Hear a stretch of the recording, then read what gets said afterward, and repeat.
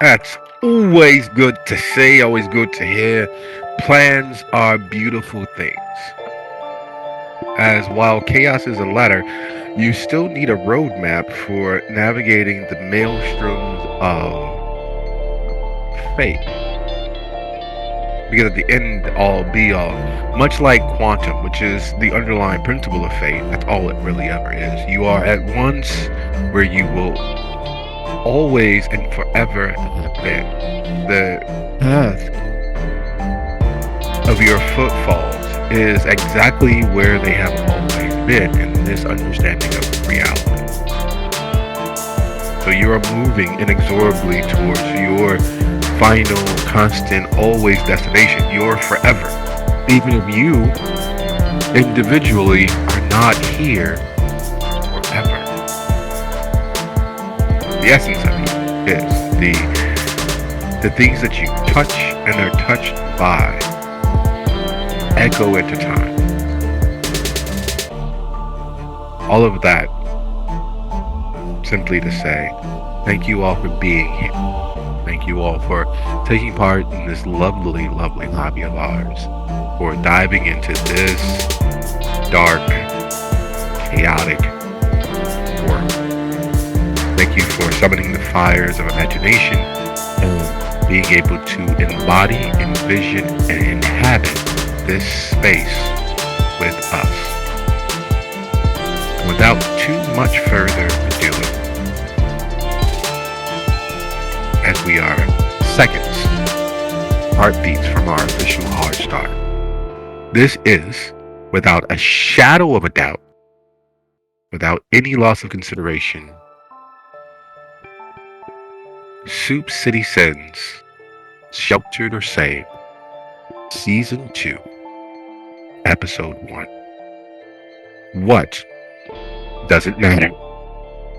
When we last left our coder, when we last left the heroes of our imagination and the villains of our hearts, those nefarious demons that are this particular coterie who have given us highs, lows, and every step in between through their decisions, through their actions, through their inactions, through their heartbreaks and happinesses. We envision the cityscape of Chicago. We start with a night sky, the sun freshly falling, the normal, congested gestalt of traffic in the city. Cars, buses, vans, trucks, and various other vehicles zooming willy-nilly across the landscape before us. Unlike most cities of its time, Chicago is as close to a planned metropolitan as could have possibly been. It only took 2 fires, a flooding that wiped out most of the financial district, a stampede,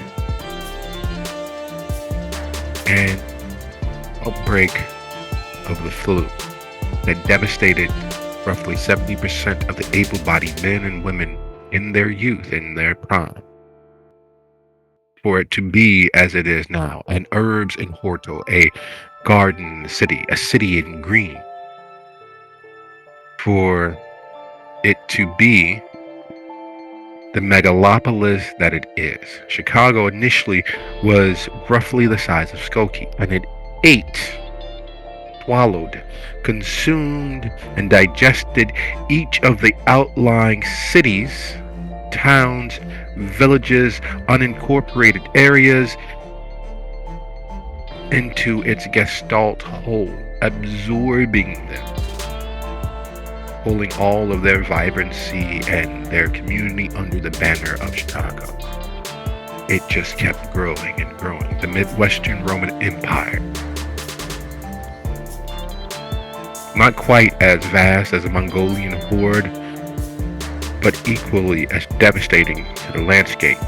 So proud and vainglorious was Chicago that it altered God's plan. It changed the flow of the river to suit its own personal needs. It dug a hole to hell. It created an unseen super highway for cartage and product and material so that it would not interact or affect the above ground commerce. It would not affect the flow of traffic and business above ground. Chicago, the city vastly unlike every other city and wholly the epitome of what being an urban cityscape is. An ever hungry beast that eats, devours, and regurgitates its young. And in this midst of madness, in this big shouldered, broken nosed, tough center of the world, the coterie has existed for decades, years, weeks, and months. And in the blink of an eye, 7 nights, 8 days have gone by.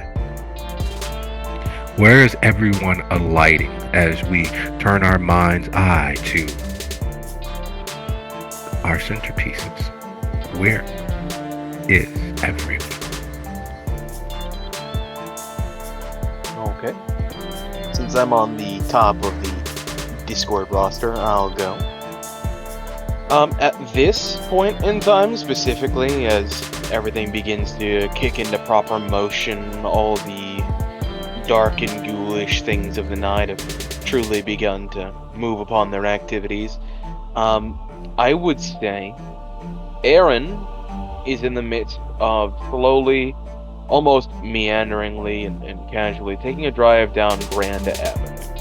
He just passed the U-Haul neighborhood dealer and is heading east across the road, off towards the intersection with the Des Plaines River. Is that how you pronounce it, or is it just Plains? The Des Plaines River? Yeah, the Des Plaines River. He's kind of heading off towards the bridge right now. Just letting the casual nature of his drive attempt to calm him down and put to rest some of the concerns, conspiracies, and otherwise paranoid stress that has been building up over the past couple nights with his investigations.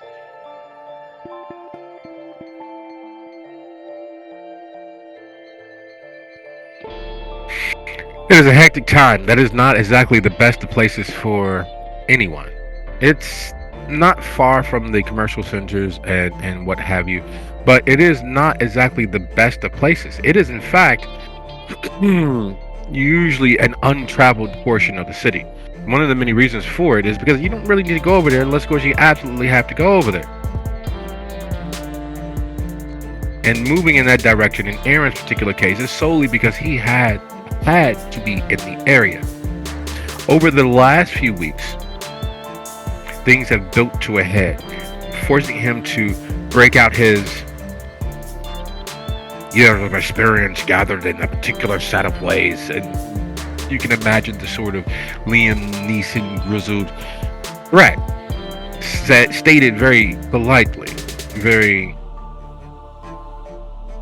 non-aggressively, coming to the fore as Aaron spoke into several receivers, as he hit several dead drops, as he found himself in several places that were dark, both in terms of light and the amount of good that would be wreaked.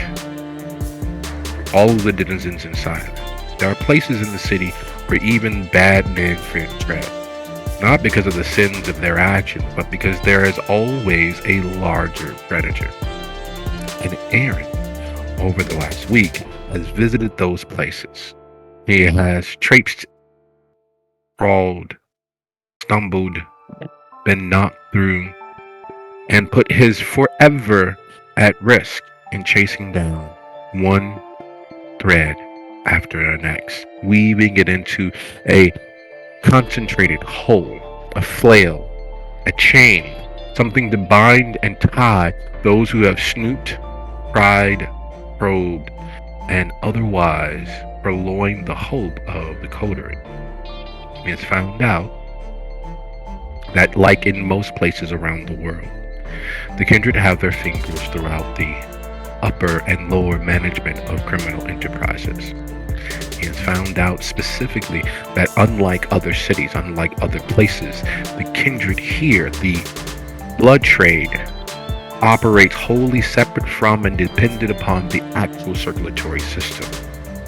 There's a major movement of persons across the city, throughout the state, and across the world, starting here at the hub of it all, the originator, the style trend setting city that is Chicago. The original hub of the circulatory system was here, and from it, the countless number of smaller blood trades across the nation and world cropped up. For in ye olden times, the circulatory system was simply a delivery network for the blue bloods, for the Tremere, for those weak-blooded enough that they could not hunt on their own. It turned into a multi-million boon system of systems.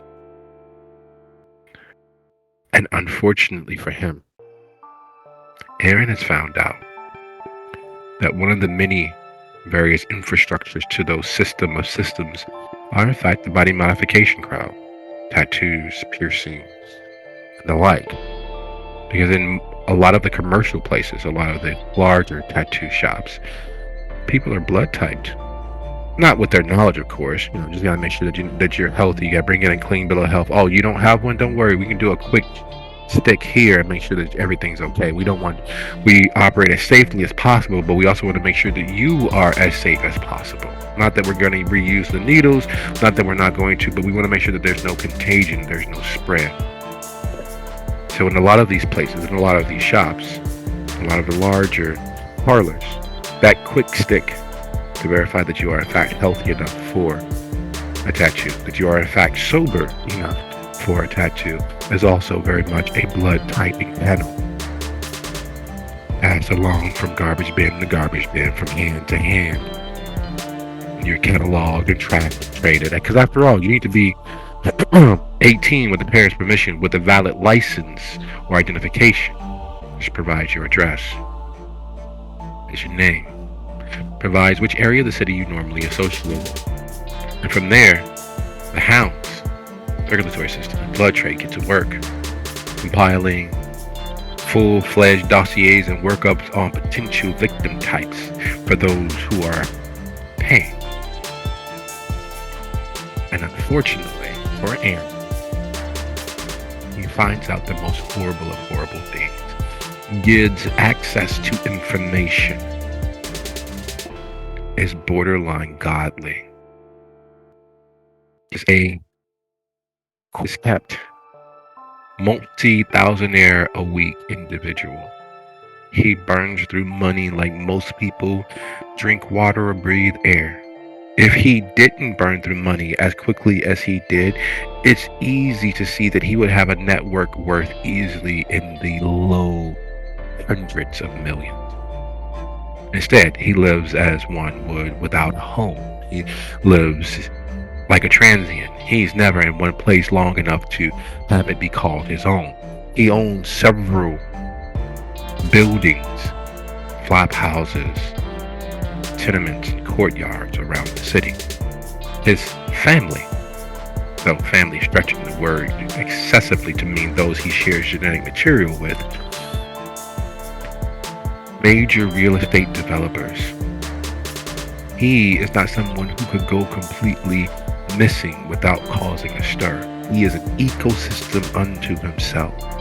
And his infatuation, his Matahari, his divine yellow rose of Texas, is Miriam.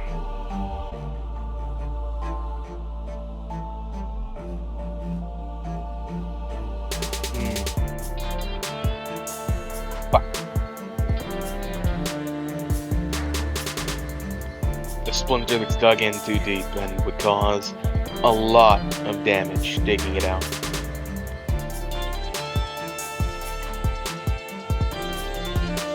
But yeah, good to have effective.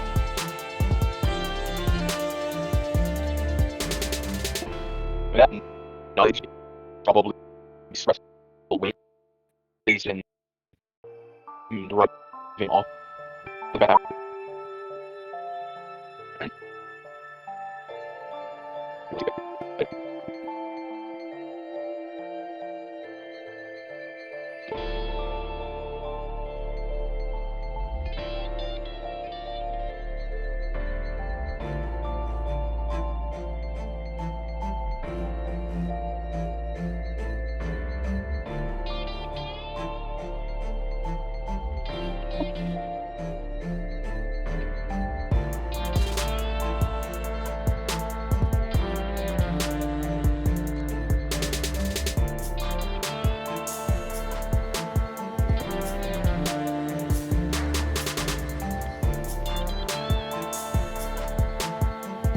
Man, the myth, the legend.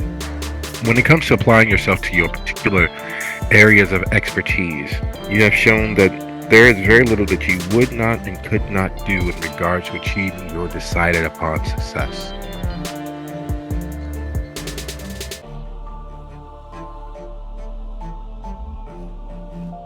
That means in setting up a perimeter for escape, setting up a portalon for the haven, the coterie, and yourself, your home haven, you're perfectly situated. A SWAT team could kick open your front door and back door at the exact same time, and you could vanish like a drunken memory if you chose. The haven proves to be considerably more difficult than the exterior. And the reason for that, and the part that is troubling that you haven't managed to address with anyone, is there is already a security network set up around the perimeter of the haven. There are already eyes watching the comings and goings of the haven. And while you found, as far as you can tell, 97.9% of them, the fact that they existed there with redundancies built in already is as close to having God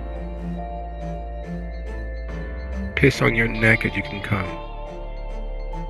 It is the most disconcerting thing, because you are security conscious. You know that Theo is paranoid. You know that Hestia has been there long enough to be an institution. You know that there's no way that a kindred who has survived longer than 5 years, let alone the full decade it takes to get your legs under you, would not willingly, incidentally allow that level of surveillance against them. Yet they were hidden as if they were done by professional operators. This is some governmental level skill.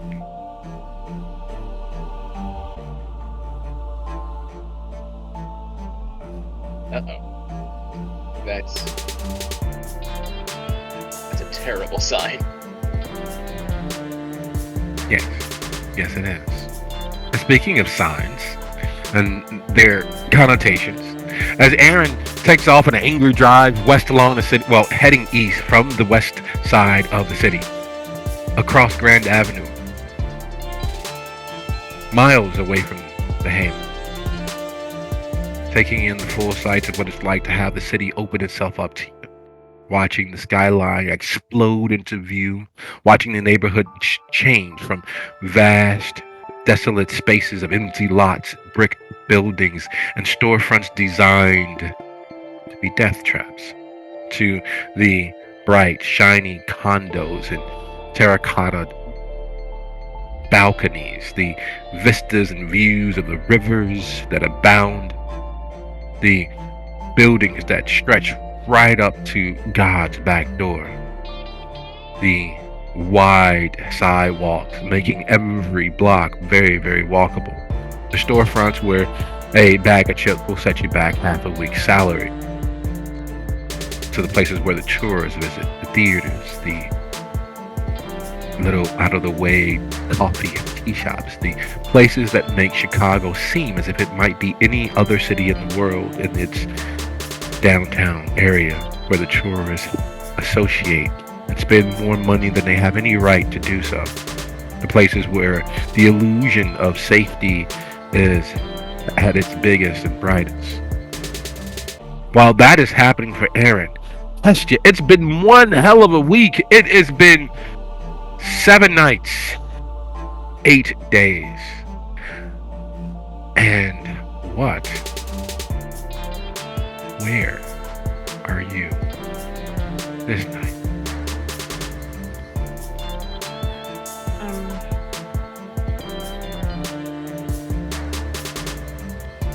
Trying to think like how much of a balance she would have had between handling things at the shelter and then handling things at the chantry house, because they both require her to be present a good amount of times. She would probably be at the shelter in her office. So that's usually when she's not at the chantry. That's where she is. She's at the chantry. I mean, at the shelter in the office.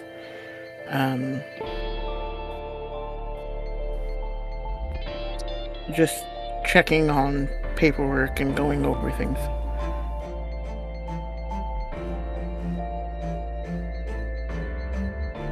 Okay.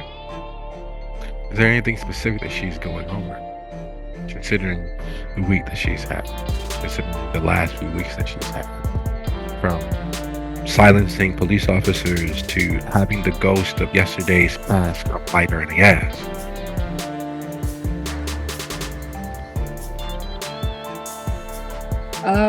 She would definitely have a stack of Simone's old information and paperwork on her desk, going over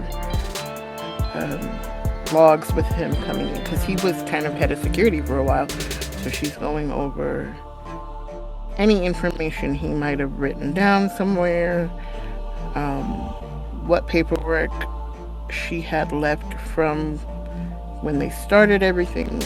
So anything that she had for Simone or attached to Simone is what's on her desk right now.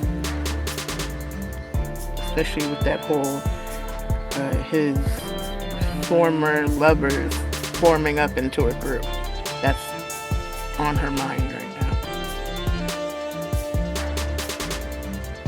Is not the best of things to do, says a little voice at the back of your head. Has been saying that for the last few days as you've involved yourself in doing your absolute best to make recompense for the actions of the shelter once more into the breach. The last time you all attempted as a group, as a unit, to make things right, Simone was literally pulling Clyde's fat out of the fire. He killed an assistant district attorney and his wife, his fiancée. The last time, and the thoughts come. The disparagement of what was, what is. Those thoughts are inescapable. In checking on Anand and verifying her well-being, be so kind as to roll your charisma plus insight plus contacts.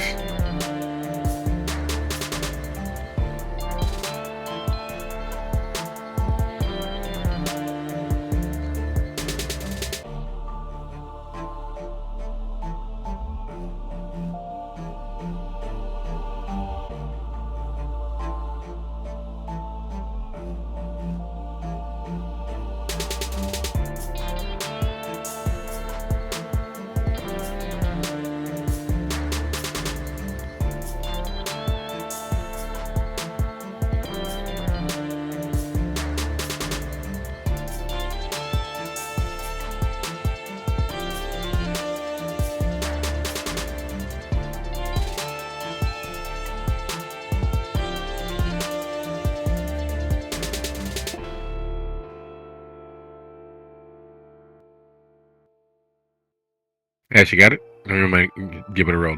You did put Hess in play, right?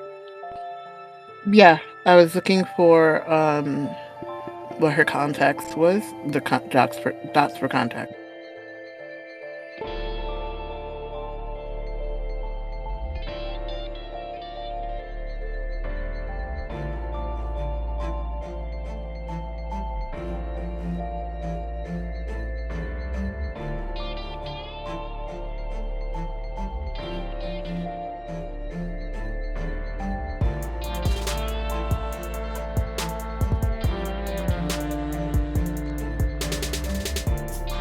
Everyone knows that Chicago is one of a kind. Everyone knows that Gary is equally divisible from everything else and wholly its own thing. You didn't know until recently that Anand was from GI, that Anand was from the dead place, the place where the shelter ushered in a war. In the fallout of their actions, their visit to Gary, there's been a war ongoing unlike any other war there for the last half decade. They turned a cold armistice into a full-fledged nuclear affront. The Anarchs going absolutely batshit crazy. To match the absolute batshit craziness the tower were throwing at them. Modius, just like Stella, got his groove back, following the actions of the coterie, following the actions of the shelter. You didn't know that Anand was from there. Not that it made much of a difference because your word is your bond. And when you went to check on her, finding her okay with her memorabilia and her plots and her plans, and the fact that her little small nothing studio apartment is better secured against the sun and entreaties from kindred than most bank vaults could ever hope to be.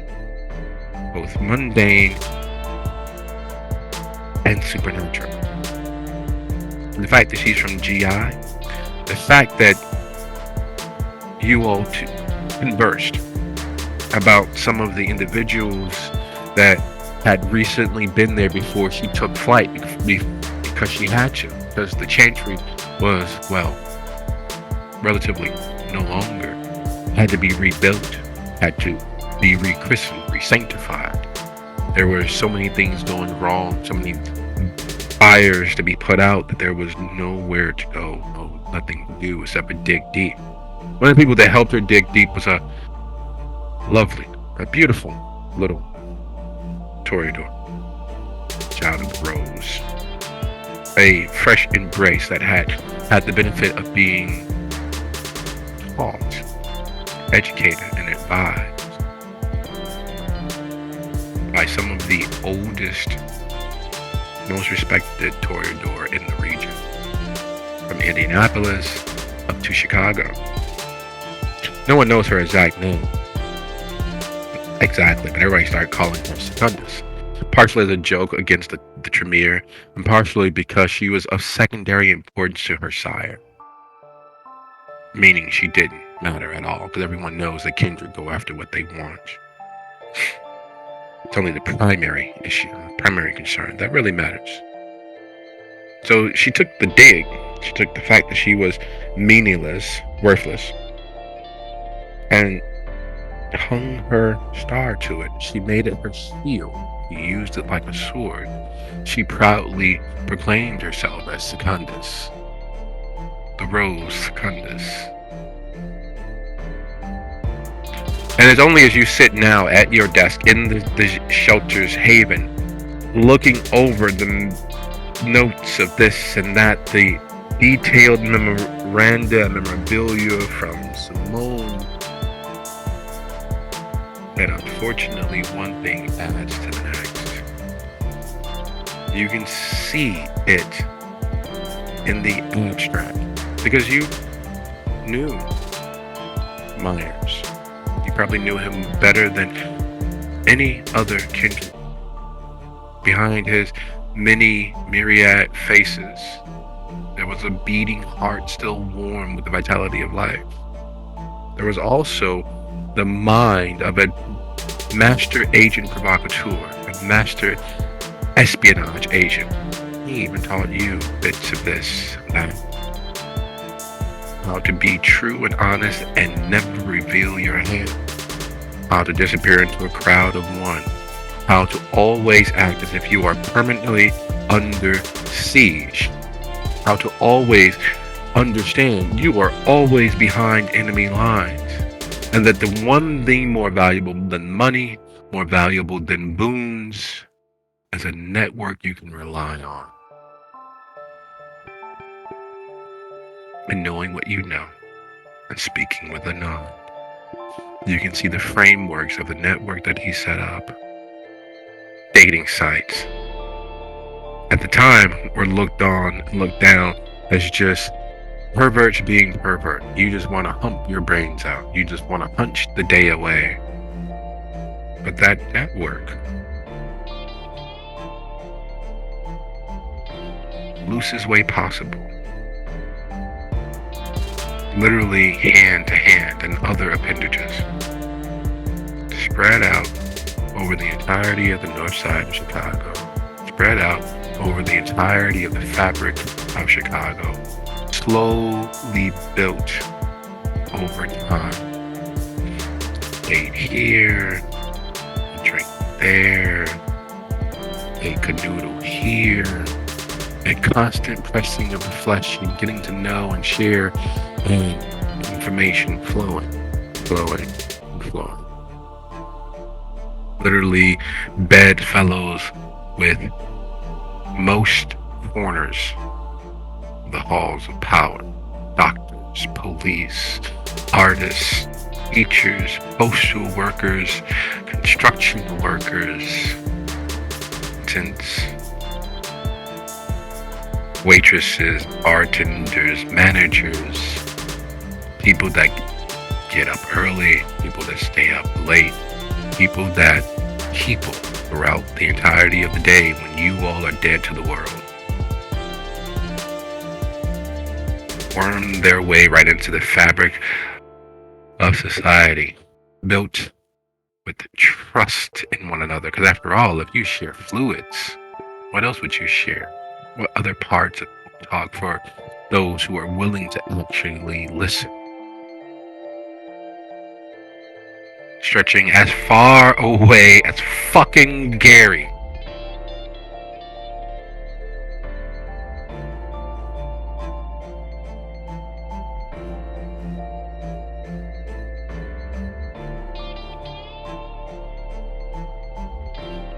Still active today.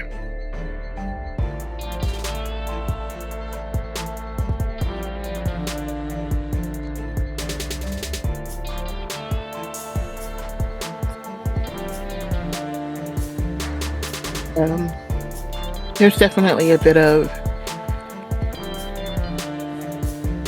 she's glad nobody's in the office with her right now, because thinking about Jay and what he's taught her and how much she's probably even forgotten in the short amount of time that he's been gone, and reminding herself that he's gone, or not easily reached, as it were. There's definitely some watering of the eyes, and then there comes the anger at Simone again for, I don't know, I guess in a way for being a hoe, but a hoe with taste, as it were, and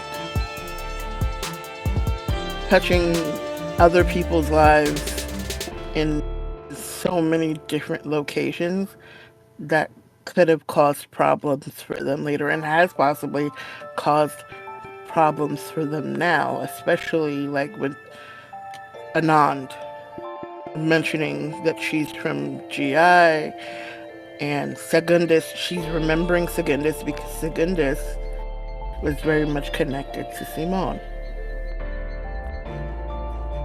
And that was a mistake that Simone made, and now this person is out there, and she's glad that this person is doing better and making a name for themselves, but then that is a potential ticking time bomb for them, because even though she's well off and well known now, there's still that question of who her real sire is. And she doesn't know whether anybody's ever going to ask that or not. So there's all of this in her head right now. And then on top of that, just the everyday bullshit that is running the fucking shelter. So her brain neurons are being stretched kind of thin at the moment. They most assuredly are. Would you be so kind as to roll your wits plus insight for me, please? Your DC is 5.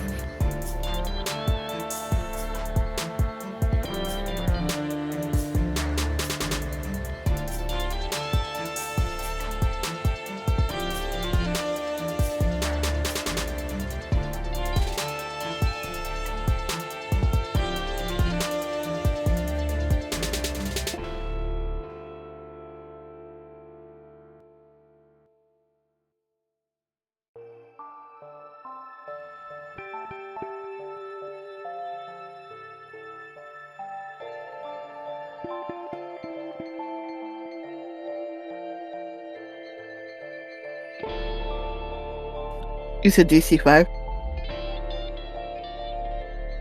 Yes, ma'am.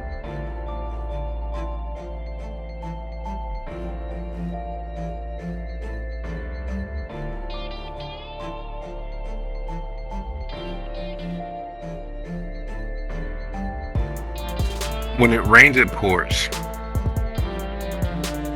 Which, of course, is ridiculous when you think about it. Of course, when it rains, it pours, or it doesn't. Rain does what rain does. It's just a natural phenomenon. The saying doesn't really make much sense, because depending on where you are in the world, that could be a thing that is just normal. It's just another day. Yet, the feeling of that state, the feeling of that sentiment, is without a shadow of a doubt something that Hester feels in the moment. All of the previous floods, all of the previous storms, all of the previous rains and blizzards that the shelter has outlasted and survived, seem destined to sweep, wash away all that is at present. Which, if it could be summed up to anything, it would be summed up as peace, complacency.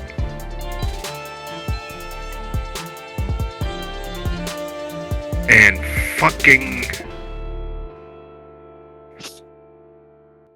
Malia, you love it to death, but there's a problem with being a truth teller. And you have to admit, you've seen the signs, and you don't want to address it, because everybody has to fight their own fight. Everyone has to close and finish off what it is that they need to finish off.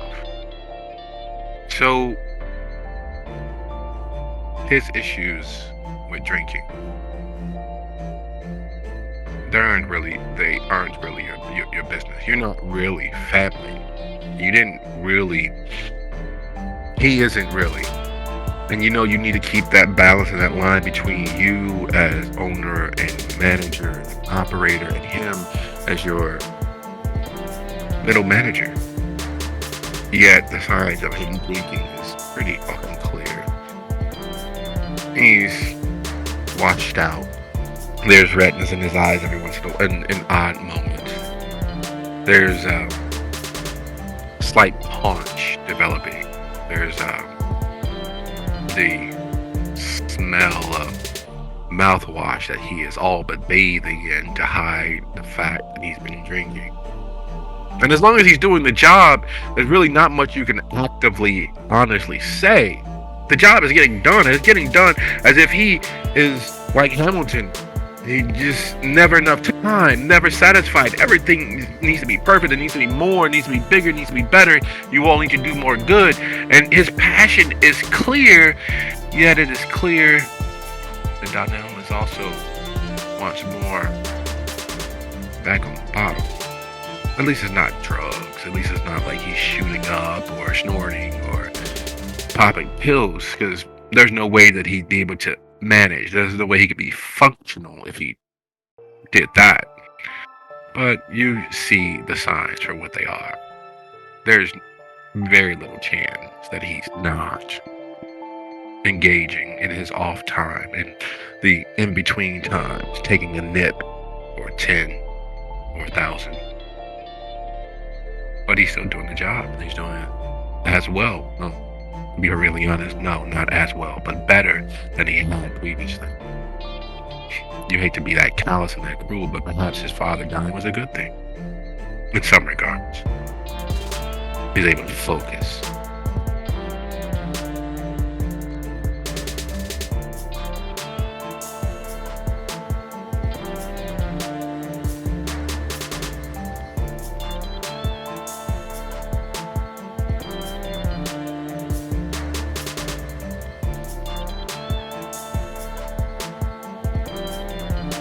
I think she might have him come talk to her.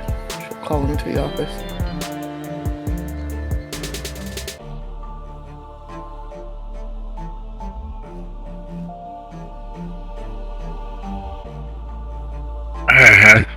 What's going on?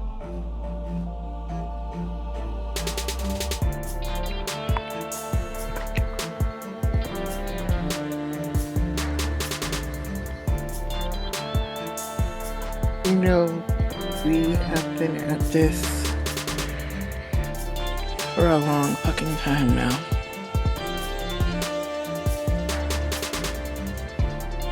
And you know, with that comes getting to know each other.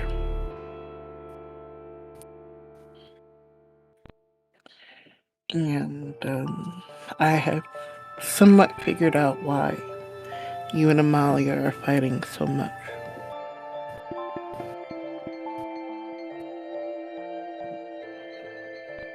She don't want to do her job. She thinks that she's a HBIC, and that's only you. Yeah. But she's also my eyes when I'm not here in a way. And so are you in a different manner, but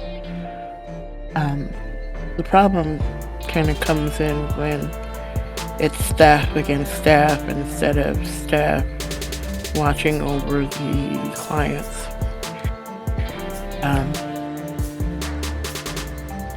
Just like you kind of noticed when I wasn't looking too good, and you showed concern to me, I am doing the same for you right now. You don't look good to me. And I'm getting concerned. So, I want you to be honest with me right now. And I know that's a lot and very rich coming from me specifically. I get that. But, if there is something going on that I need to know about or need to be prepared for, I would like you to tell me.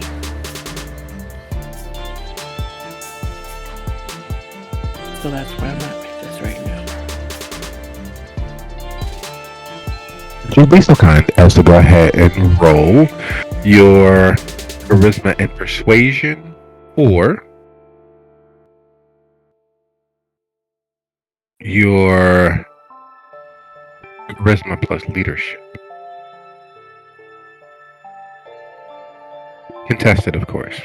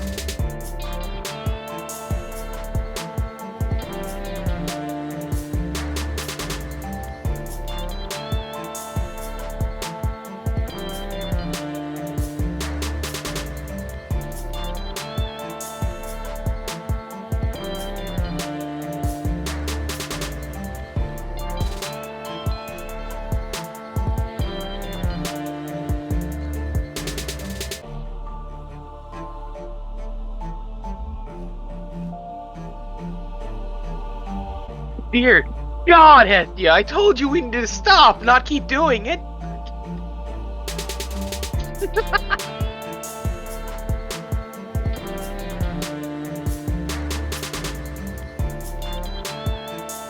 Donnell is He important looks to at her. he looks at you with an indiscernible look. It is a melding and conflation of being seen, perceived, and that innocent guilt and shame of childhood of being called out on the carpet. It is a high and lows at the exact same time. The moisture in his eyes growing.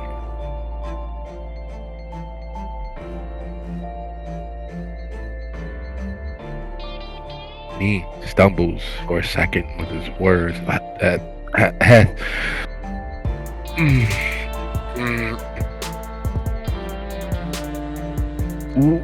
You you agree that we don't need to worry about each other. There's nothing you need to worry about. There's nothing that is going to jeopardize what we build here, what you build here, what you give me the opportunity to leave my mark on. I know you don't want to address me as your brother. I know you don't want to let distant shared blood matter between us. So I'm not going to ever put you in a position to professionally have to worry about me. We all got our things, right? I can promise you. No. I guarantee you. You can treat it like a check, take to the bank. Your money. I would give my life for this place. And I'm not going to let nobody make it bad. And Amalia, for all of her good intentions, has a very good chance of making it bad. People got eyes they don't see. But she needs to respect, not me. I would never ask for that. I would never demand that. She's gotta respect the position. The manager of this place has to. Miss Green. We touch 100 different lives a day.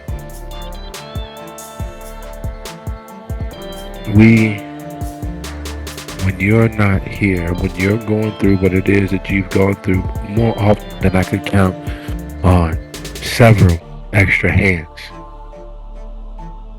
The manager of this place needs to make sure she has enough food to continue in the same vein that you have. Making sure that there are no hungry stomachs. Making sure that there are no hungry souls in this building. She's got to respect her role as master of the kitchen and let the manager, whoever they are, eat. She can't be undermining them. And that's what she does. I know she means well, but I'm not gonna always be the manager, Hess. Things change all the time. Too fast for us to keep up with. She's gotten up and come around the desk as he kind of was making distance between them as family and such. She has come around the desk and got up on the desk, like sitting, and then just Whether he wants it or not, she kind of wraps her arms around him and pulls him against her.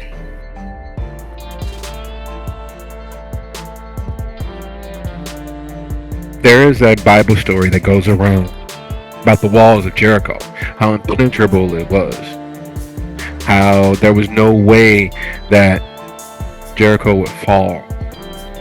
Much like the rumors about the Titanic, much like the Hindenburg, much like the tower way back at Babel. And yet, it's always the smallest thing, a small miscalculation, a small, it'll be fine, that did each of those monumental, impregnable, impenetrable giants. And the same happens the moment you touch his shoulder, the moment you begin to pull him into a hug. He shatters like so much fine china. Tears, sobbing, racking, deep things that come from the bottom of his soul. His passion for the Harzvaro shelter is undeniable. And not that Hestia is that monster, not that Hestia is that sort of beast, but she feels the very truth that she has a soldier. She has a foundation upon which she could, if she was so bent, have someone willing to die for her. Someone willing to kill in her name. Someone willing to end the world for her, for what she built here. This shelter. A little push, a little tweak, and he very much is already a prime adherent to the cult of Harzvaro shelter.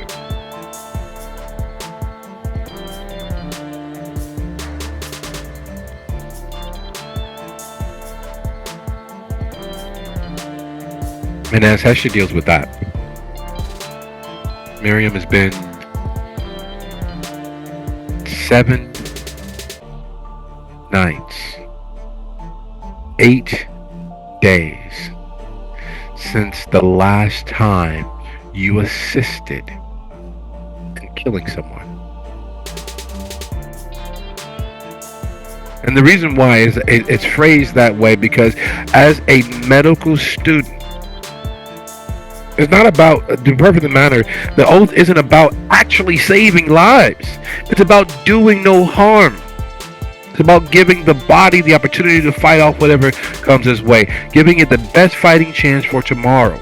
To do no harm, and in the most harmless way possible to ensure that an entity has the ability to continue in body, spirit, and mind.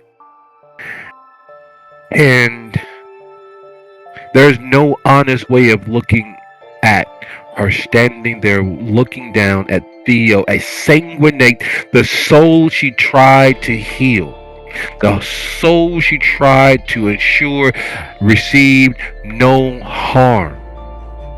In the court of a law, she was she aided and abetted before and after the fact. If she hadn't started trying to heal that person, to keep that person here, Theo wouldn't have had the opportunity. If she had stopped attempting to heal that person, Theo wouldn't have been able to drink them dry. She aided and abetted. She might as well have been the one to sanguinate them, because she watched it happen. It has been 7 nights and 8 days. Where is she?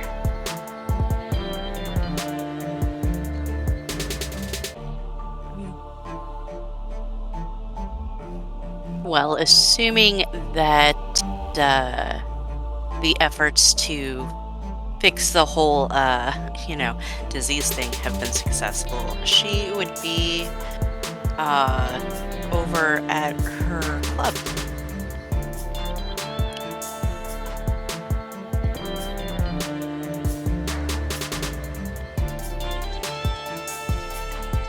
Which one? The new one that she's, working so diligently to get up and running and siphon off of the other cults.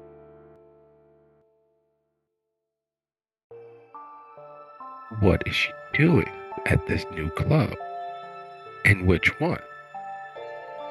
The reason why the question of which club is, without a shadow of a doubt, the location is a multi-floored experience.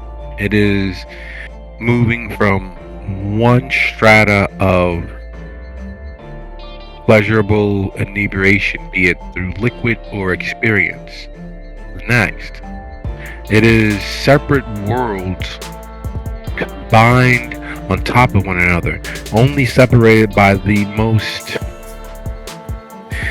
thin of calls, moving from one to the next to the next. If one were so minded, if one was so connected, easily experiencing a multiplicity of different worlds in one evening. So, which club, which new club is she in? Likely the Branch of Thorns.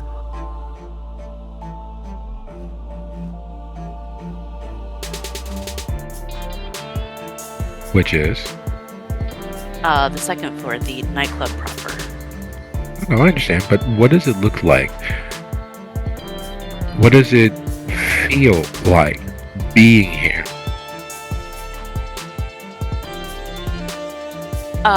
It is going to be on the dark side, pulling back to some of those old 50s and 60s club with the dancers' cages, open dance floor, seating arrangements, hand-painted murals.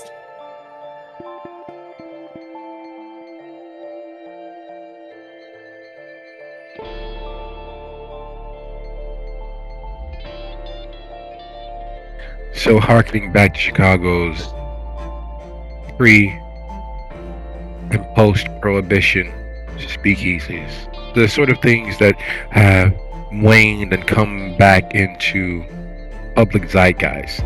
They've never gone anywhere for as long as mankind has engaged in illicit pleasures. There have been speakeasies in practice, whether they were called that or not. They have always existed, places dark enough to allow one's inhibitions to do what one will, places out of the way enough where you would be in mixed company of fellow revelers, and that includes in persons that under other circumstances might be your worst enemy, might be the person denying you your loan at the bank, or might be the policeman who happen to be diddling your sister, your father, your brother. But in places such as this, where the wildness at heart can be vented,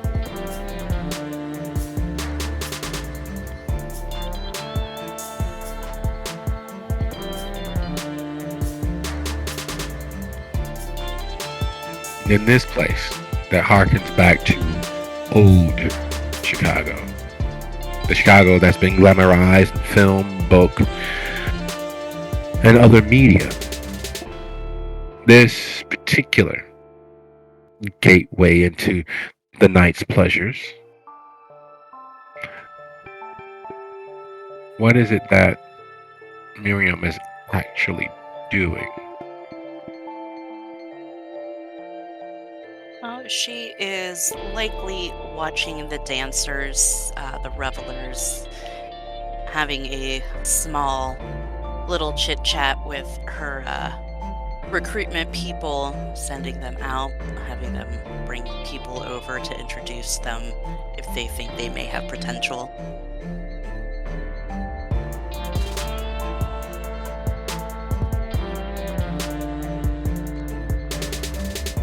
She is networking.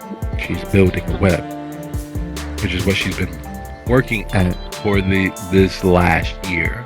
This last year, since the coterie was officially together, she has been growing the outer edges of her personal and extended network. She's been ensconcing herself in the fabric of the crumbled remains of what the Bahari, the Baham, the Lilin of Chicago once were.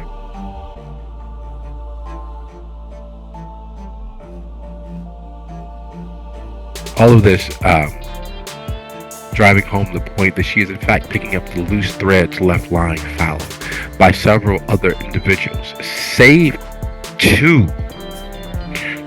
glorious monsters as bent as she is to reclaim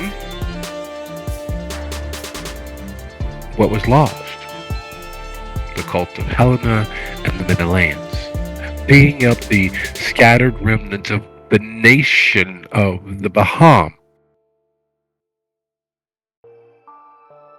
All of that to say that does not happen without several bullseyes and targets being painted on the building on her. And after being shunted violently into torpor and out, there is a understanding as to what lies at the heart of Miriam. We'll circle back around to her time in torpor as every ounce of vitae was taken from her. It was caustically poured from her, freeing her from the touch of that contagion. If Kendrick could dream, she'd have nightmares. Luckily, they can't, and she doesn't.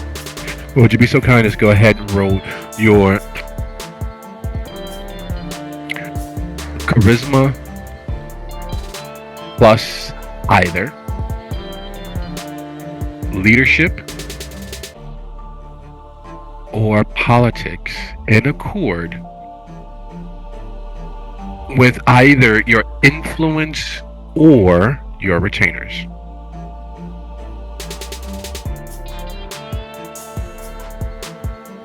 As always, it comes down to the choices and the dilemmas that come from those choices made. Because for every push, there's a pull. For every pull, there's a push. And for every scissors, rock, paper, there's a firearm waiting to be discharged.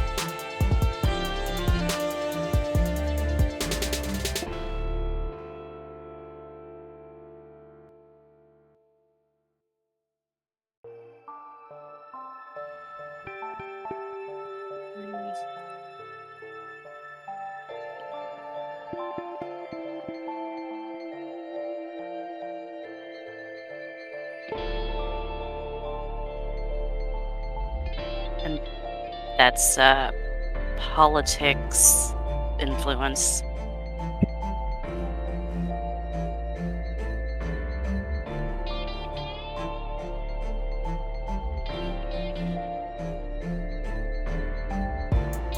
Politics is a gladiatorial sport in Chicago. Always has been. It's the same across the nation, but it's so notorious here in Chicago. It is still rumors and whispers of the Chicago machine. There's just the way things are done. There are hands to be gladded, pockets to be lined, and backs that need scratching. Finding someone who's able to do all three is a rarity. Finding someone who's able to do it without being caught with their hand in the cookie jar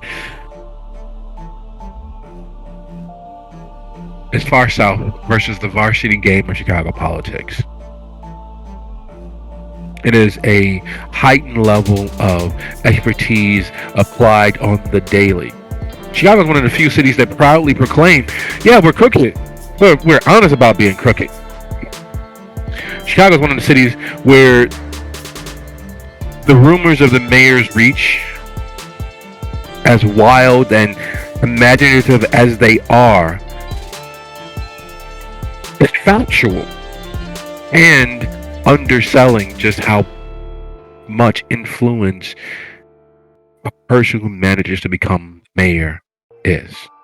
The mayor stood up to the Fraternal Order of Police, stood against the National Police Union. And when they had a clear-cut win and their guy had relative free reign for life, or at least for the remainder of his contract, the mayor did something about it. The mayor had him publicly drunken, doused. She slipped him a Mickey so that he would behave unbecomingly, so that the union couldn't support him any longer, so that the fraternal order could not. And everyone knew. Everyone knows. Everyone understands. That is the power of politics in Chicago. So when Miriam dives into the game, she is swimming into shark-infested waters. And not the actual living sharks, but the sharks of human imagination. The multi-rolled teeth, the engines of destruction, the monsters that will, well, plague humanity forever. The immortal, unkillable eating machines that would strip the flesh from the bones of its prey. Her retainers go out bravely. Her reach expands exponentially and shrinks, all in the same hour. The elitism that she hearkens to, because you have to be worthy of it, you have to be the right sort of person, brings her friends adulations, and unfortunately, as is always the case in Chicago, enemies willing to do that much more and then some. The finalizing of the papers work, finalizing of the space, the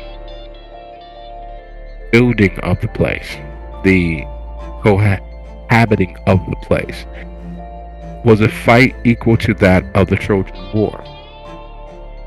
Staffing the place was the Korean War. Maintaining the place, the last great war before the sequel. It has been an uphill fight of active engagement with the machine that runs machine here in Chicago.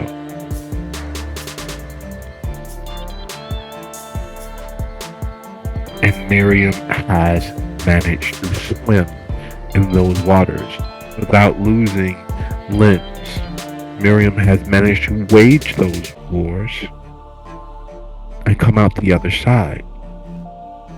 Miriam has managed to dive in neck deep, to tread water, to avoid the major pitfall, not be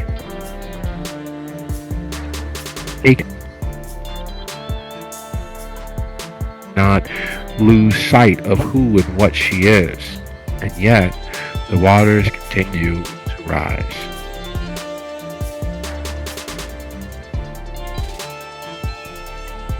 Twice.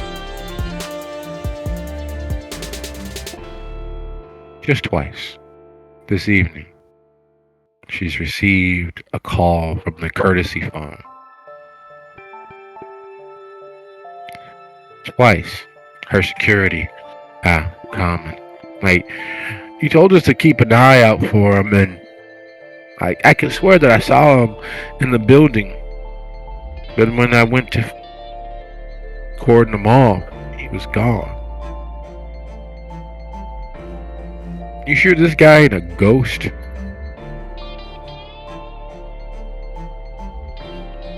I'm sure he's flesh and blood. Yeah, but there's no way that he should be able to. And he stops talking, and there at the back rear stairwell, the service stairwell, that you shouldn't be able to know is even there if you're just a patron. It's designed so it blends in with the background. It has a "Don't look at me" green blocking it off from view. It's not very well lit. You had to, of course, uphold city standards. So there is emergency lighting there in that stairwell, but it's dim enough that it's easy to miss. The stage, centered where it was, makes it even more difficult for anyone who is not a member of staff to know that it exists, and yet you see him slip down the stairwell. You know that shock of greasy hair anywhere. You know that poorly because you refuse to do work on him anymore. Design right sleeve of tattoos. You know that ready to wear bullshit grungy t-shirt that he has like the back of your hand. And you also know, somewhere deep down inside, from spending so much time alone with yourself and your beast, that you would not have noticed him if somewhere along the line he had some value you knew you could exploit eventually.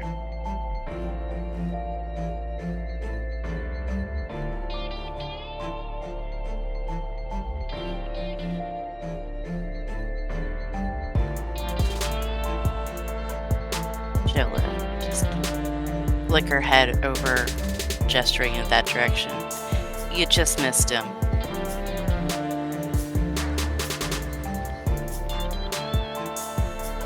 And the expletives whispered as he exasperatedly disappears down that stairwell will turn a sailor's face.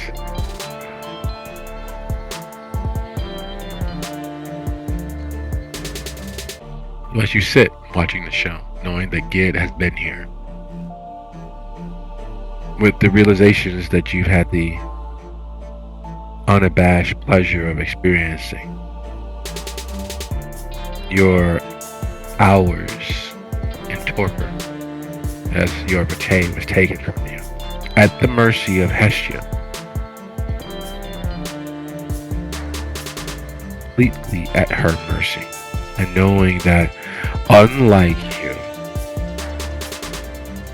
Hestia is actively engaged with the necessary, sometimes believe necessary, or the excuse necessary ending of a thing to save one's annoyance. Not even to save one's life.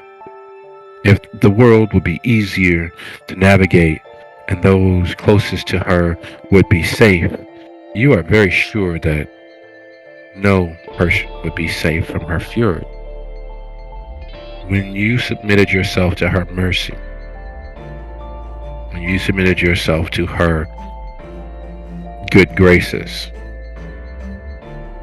what did you experience in all of that absence and all of that being alone with your beast in the forever that is torpor?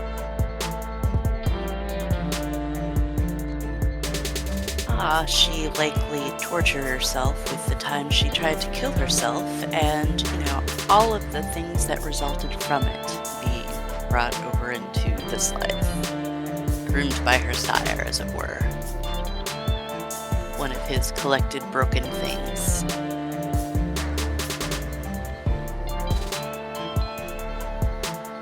Is that what she is? Broken thing. Something ill-formed or ill put back together. Irreparably damaged.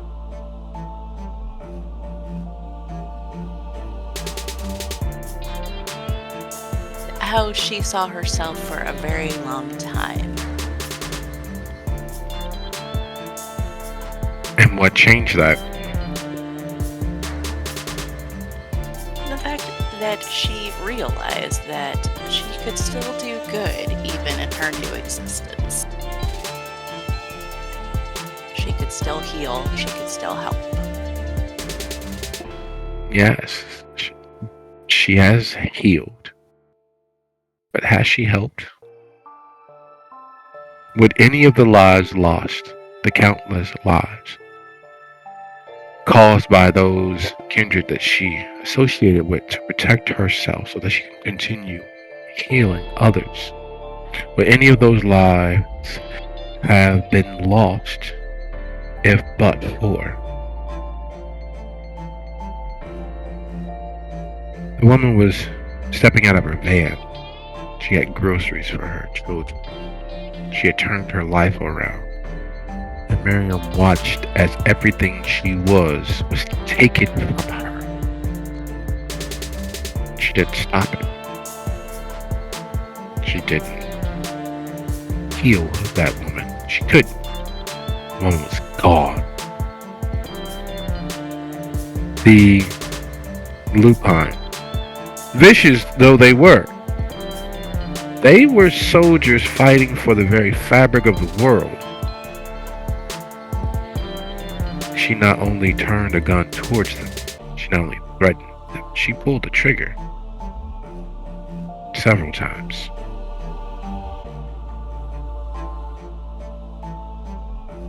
The war zone that she entered, and the men that she mended, and the women that she mended. She doesn't let anybody know, but she checks their rap sheet. She looks for them in the county jail's arrest records. On multiple occasions over the last year, she's seen those men and women arson, charges of murder, violent assault, theft, grand larceny, aggravated assault and battery, unlawful discharge of firearm, gang action. And while most of the crimes that they were arrested for over the last year did not directly result in immediate loss of life, she knows taking someone's car can and has made the difference between life and death. No job, no food, death. She knows that, well, yeah, battery with a golf club may not have killed the person, but there's the time for rehab afterwards. There's the broken bones that need 8 to 12 weeks. There's the time off work, not making money, not being able to do one's hobby, not being able to stay as healthy. There are the years of pain from neurological damage from being hit by a car.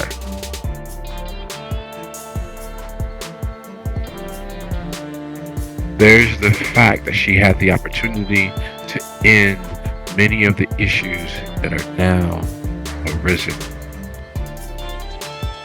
She doesn't bother to tell anybody, but alone in her own mind, she knows that she's seen Aaron before. Just after reconnecting or attempting to connect with the shelter and clearing her things out of the Painted Lady's shop so that there wasn't any reason for her to go back and be ambushed one night, she helped Aaron. She helped the handsome, boyish Banu Hakim hide and mend. She helped him on his way, supposedly out of the city, but it's clear that that wasn't exactly the truth. She knows that Clyde was only captured because the Painted Lady had it in her. She knows that even with the Painted Lady being miles and miles outside of the city, she still had friends and associates on the Privy Council, on the Primage, so that when shit hit the fan, she called in her markers and pointed them in the direction of Clyde, who, well, met his end. While she's not broken her oath to help, while she's not done anything but attempt to heal and mend, She's avoided and ignored as much of the violence that she was physically capable of, to the point in causing harm to her coterie members as often as she possibly could. She refused to yield, to give in to that very logical and instinctual need to draw the line, to stop the antagonist, to cross that line, that boundary. And every time she didn't, and every time she ignored the violence happening around her, lives were forever altered. She did harm. Sitting there in the darkness dealing with that idea with no escape was her torpor, was her mending at the mercy of Hestia, was the darkness that she swam in. And here she is now. Targets properly painted on her building, on her back, and on her coterie. Question is she still that broken thing?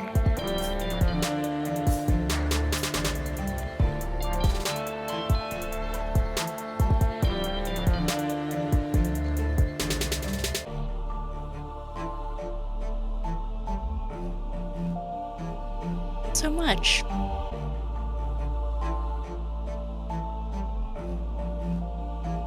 If she was, she wouldn't be able to swim with sharks.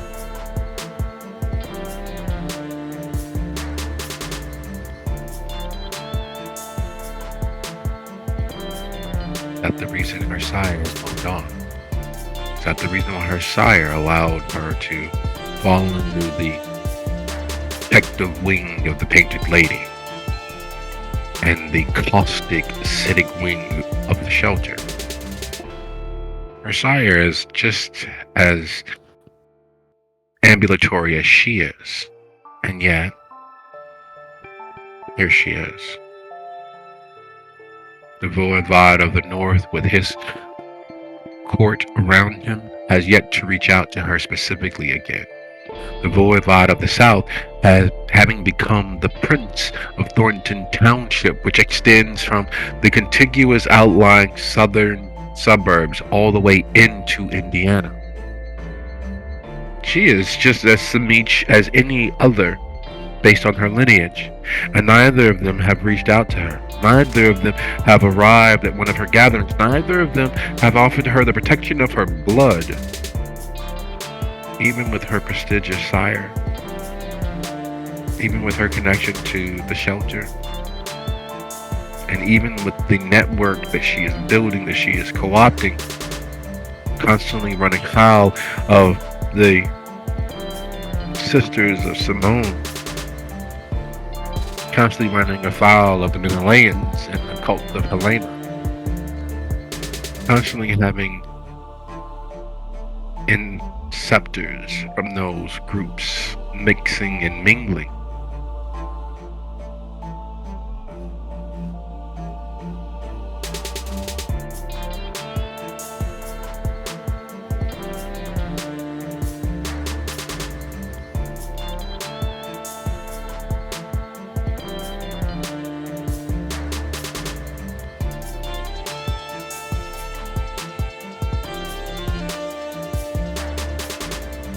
She doesn't think about that too terribly much. She's still young, after all.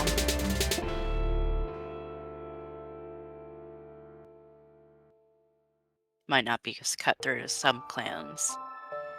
There's a matter of proving yourself.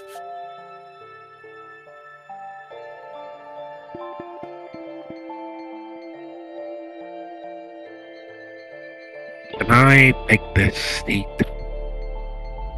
Says the tall, half Asian gentleman standing there in his slim tie, blue on green suit. His hair A male undercut the top higher and slick down. The sides shaved nearly bare, a fade going up from the ears.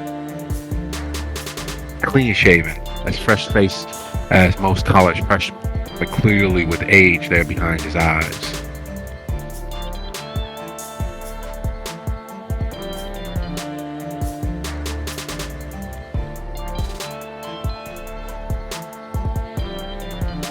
He will smile up at him and gesture to the bench across from her.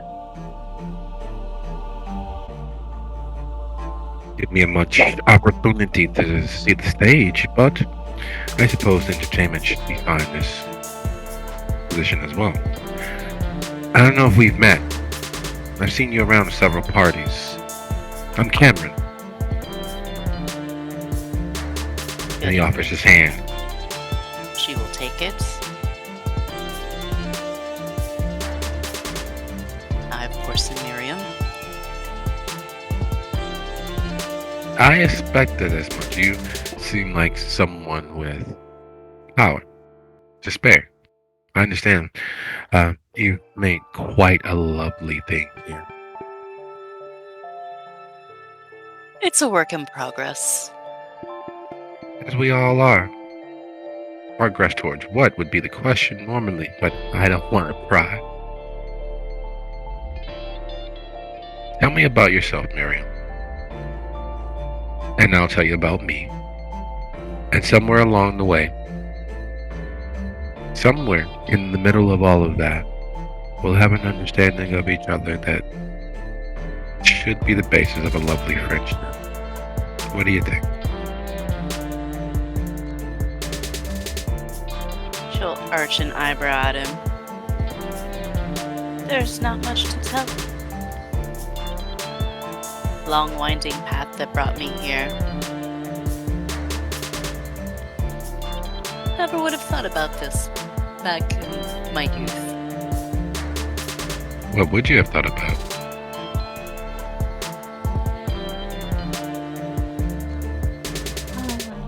Likely, how many insurance claims when am I going to have to fight to get paid?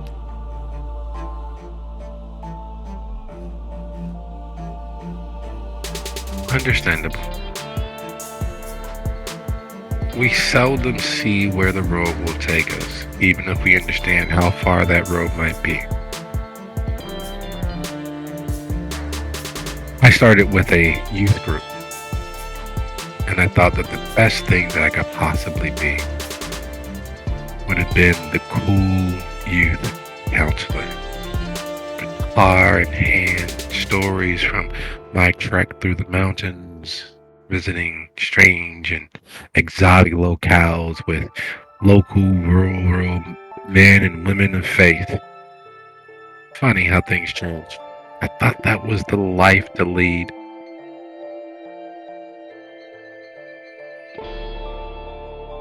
And what changed your mind? It hasn't changed. That still is a life to lead. Just not the one that I have. You know the story.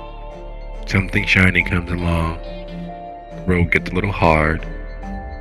We always take the easy way out.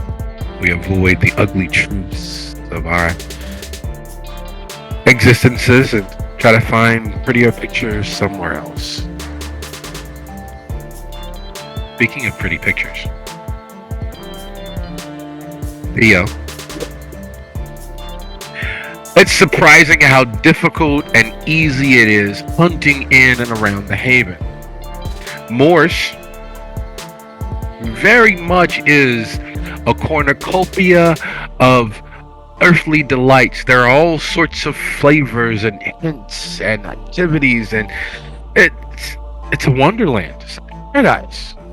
Feeding is, well, over the last 7 nights and 8 days, it's wonderful. Focusing on yourself. So, 7 days, 7 nights, 8 days have passed, where that leave Theo?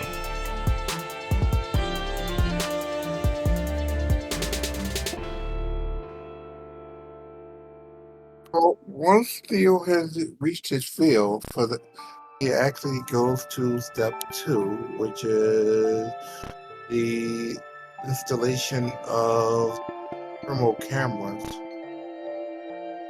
in a two-block perimeter of the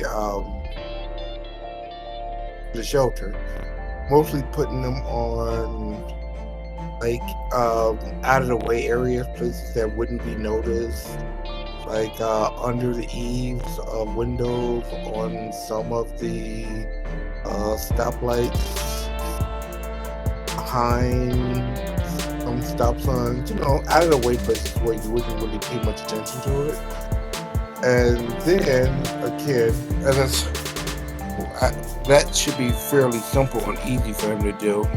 If going to send him the information to his phone or to his computer, it's going to just kind of save it onto the computer at the haven, not the one at his haven, but the one at the shelter. Last but not least, he's going to try to interact with some of the information brokers to see if there's anything new and exciting about the coterie.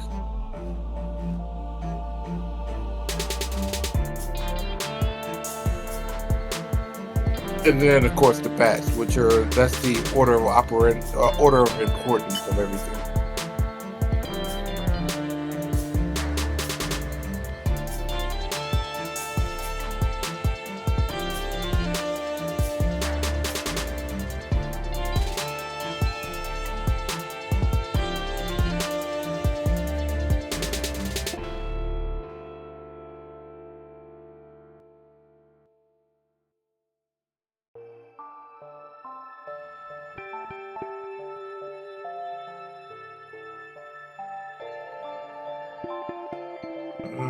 Okay.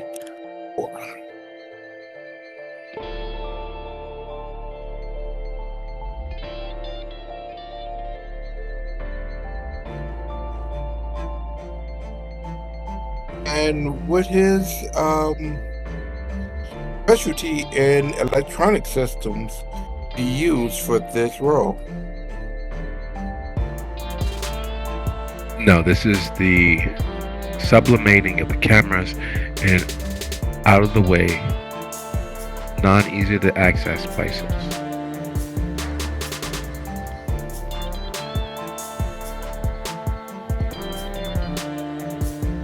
Excellent.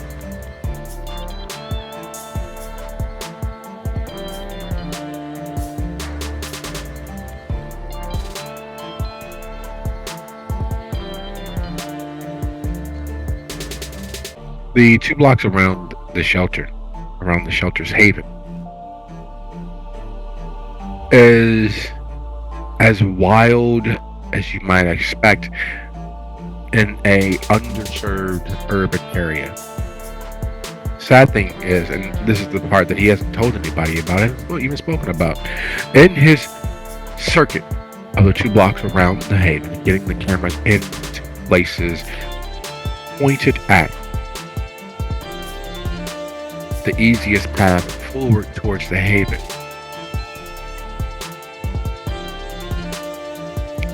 He crossed paths with Aaron twice without Aaron ever actually knowing he was there. One evening, he even watched as Aaron removed the camera that had already been there, meaning that Aaron had already blanketed the area in surveillance.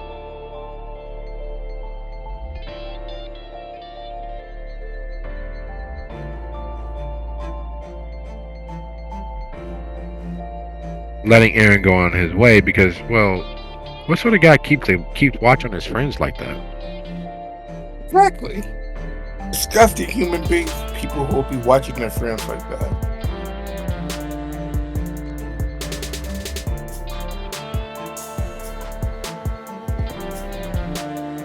It is.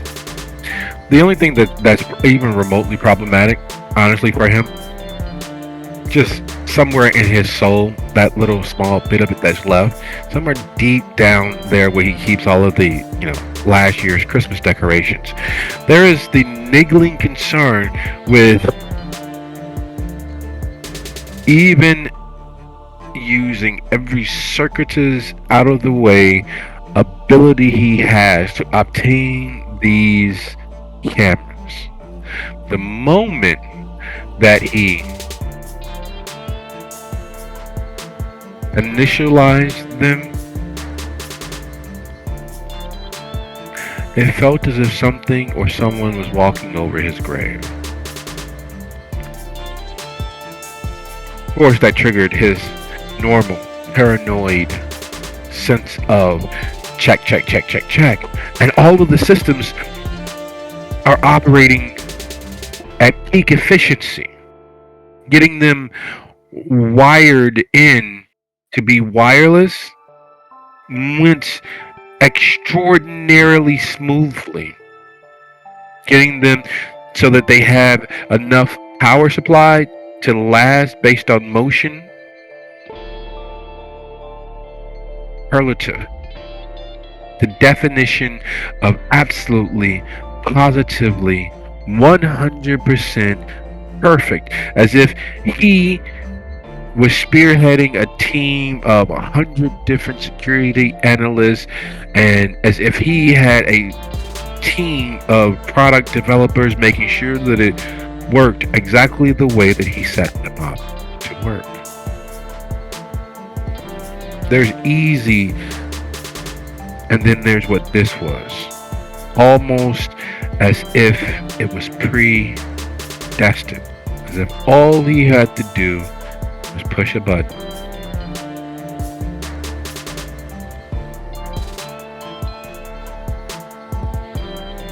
He's done easier things, just can't exactly remember when.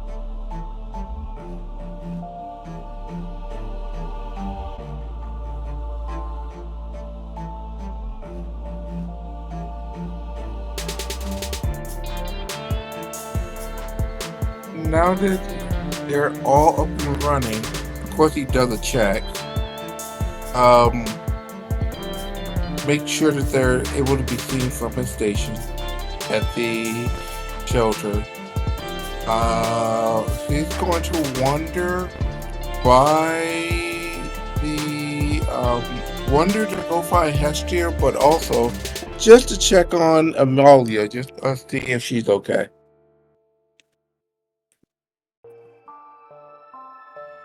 Traipsing around the shelter, finding Amalia is almost as easy as getting the camera set up in the 2 block radius around the shelter. Pointing at the shelter, monitoring any just slightly below acceptably alive human temperatures. Any temperature that moved at and below 80, so 79.5 or lower would trigger the cameras. That's relatively impossible for a living person to be at that temperature. They'd be on death's door. So clearly the only persons or beings moving at that temperature would be kindred.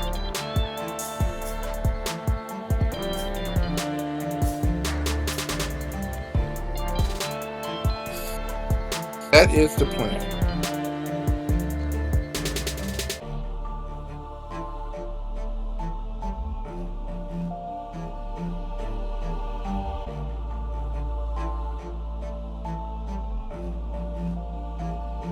And therein lies the dilemma.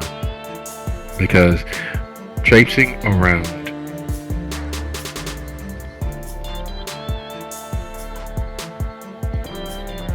the shelter, it's hard not hearing some of the scuttlebutt. Traipsing around the shelter, it's hard not be caught up in some of the small intrigues.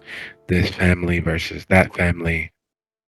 This group of loved ones versus that group of loved ones. They know not to work on this corner. They know not to work on this street. They know not to go over there looking for X, Y, Z faces and places. Everyone has their favorite places. But Amalia's favorite place, kitchen, dining hall, tables upon tables upon tables. She literally goes out of her way to ensure that every person that needs has, every person that wants, provided all of the needs are met, gets. One of the few places, one of the few shelters where there isn't a sermon. You don't have to pray over what you've been given, what you've been gifted. Part of that's because of Amalia herself. She isn't very religious as far as things go. She believes in a higher power, but it's not really Christian-like to force it upon anybody else. Telling the truth is another matter entirely. You should always tell the truth, but you don't have to force your gospel, your good speak on anybody else.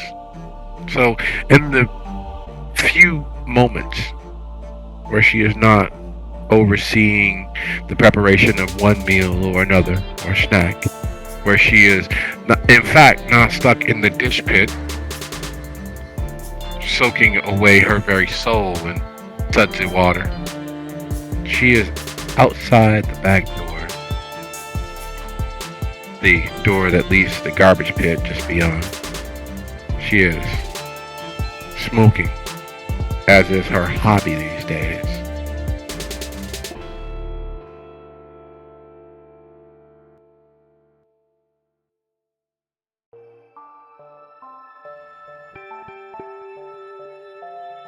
Theo clears his throat.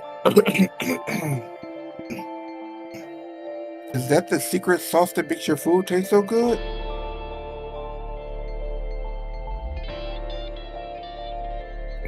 You won't, boy.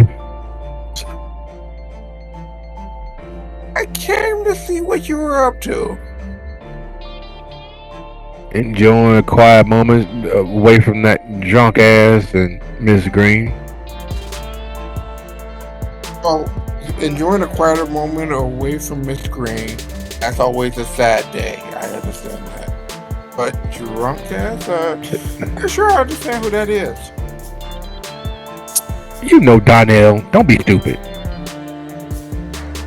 I don't drink, so I don't handle no circles because I'm pure as driven snow. Crouched as she is, she looks at you as if you just sprung a third ahead. Why are you? I'm the one smoking. Why are you blowing smoke up my ass? It's a long way for you to have to crouch down and get to that. You know I ain't like nothing that you got potential going. True. But if I didn't do it, you know your day would not be complete. My day ain't never complete. I work from the moment that I get here to the moment that I leave, and I rarely leave. What you want, boy? Honestly, just bored. Thought that I'd find something interesting to do, and then decided to drop by and see what you were up to. Wanted to do like your brother and help the Castigliones get their shit together. Since they stopped providing, we've had to pay more for food. Means they stop finding steaks and chops and everything fall off the back of some truck. Food prices is literally killing us. And drunk ass gonna run himself ragged. I don't know how he does it. Drink until God knows when, and then come in here smelling like mouthwash and what's that cologne, that Axe body spray or whatever it is. Like we can't, like we don't know. Almost everybody here has had issues with substance problems. Have it? Really? You look strung out nearly every time I see you. I ain't figured out what your DOC is. I don't know what your DOC is, but when I find it, we gonna talk about it. I think that'll be a really long, interesting conversation. I actually look forward to it. We all need something to look forward to. Now, why are you bored? You know you could have come down and started washing dishes. Being as Miss Green let you in and run around in this place like the other ones, you might as well put yourself to use. Not for nothing, but I don't see you really being able to do much except for maybe wash dishes. That's hurtful. Just mean and hurtful. Maria, that hurts me all the way down to my core.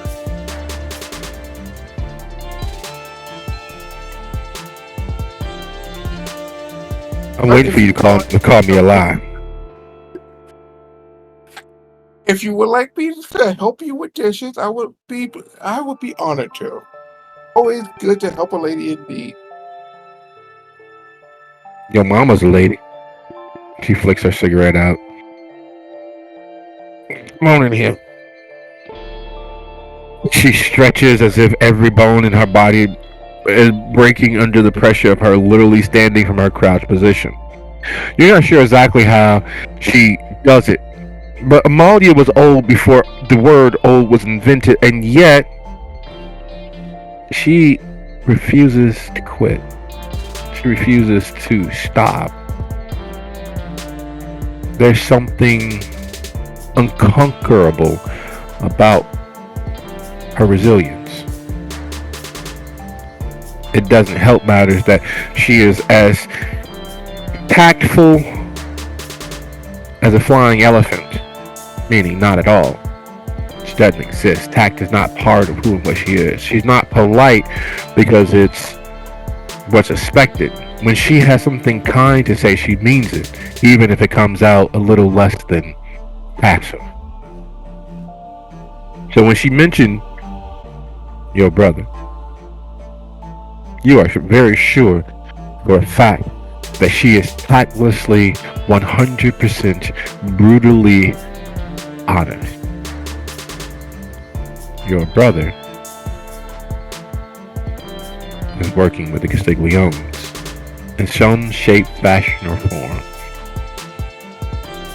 And word is spread to Amalia. So as you all enter the kitchen, while that thought is dancing at the corner and periphery of your mind, the fact that she wasn't in the dish pit strikes a chord. Like, she's always in the kitchen or the dish pit. Her preternatural, ever-present cigarette bouncing in her lips or over her ear, unlit. But you just watched her smoke. 2 drags. The whole thing gone. And she's not smoking hundreds, she smokes 120s. The difference, small enough that most people really wouldn't notice, just a long cigarette, a slightly long cigarette. Like the hundreds is more than a king, but less than a... Most people don't realize that no matter what size you get, hundreds or kings, that they are exactly the exact same amount of tobacco inside, both of them. Save 120s.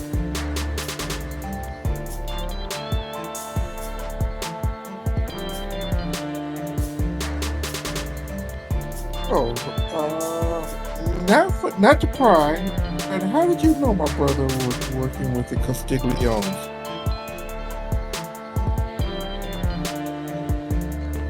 What, you stupid boy? How many black men look like you? As far as I know, one. And how many of them that look like you ain't you? As far as I know, one. So, too young to be your daddy. Look exactly like you, but nicer around the edges. And it was the middle of the fucking day. If that ain't your brother, boy, you got a twin that live close enough to be working in our area. Or it could have been me. It wouldn't. You know, I do clean up pretty nicely when I choose to do so. You couldn't clean up if someone bathed you alive. Yeah, that's fair. So, what was I doing with the Castigliones? Being handsome, more handsome than you are. Man, that's hard. That's hard work. He ain't got all that peach fuzz around his lip. Now he ain't got that nasty scraggly beard either. And it's clear that he goes sees that girl to get himself retwisted and rebraided more often. She's not open when I'm up. All right, it happens. Mm-hmm. Besides, this slacker chic aesthetic is hard to keep up. No, that ain't the only thing you have a trouble keeping up now, is it? Hey, easy. Don't know about that yet. Your hopes, your spirits, your dreams. Boy, you just looking for some reason to be or learn who you gonna be. I've seen it 100 times. Boy, you got a heart underneath all of whatever it is that you think you're doing with that look. You just need an opportunity to be something, to do something, so that you are seen as something. We all got our thing, and while you ain't a star fucker, I'm sure that you come pretty close. And of course, that is your thing.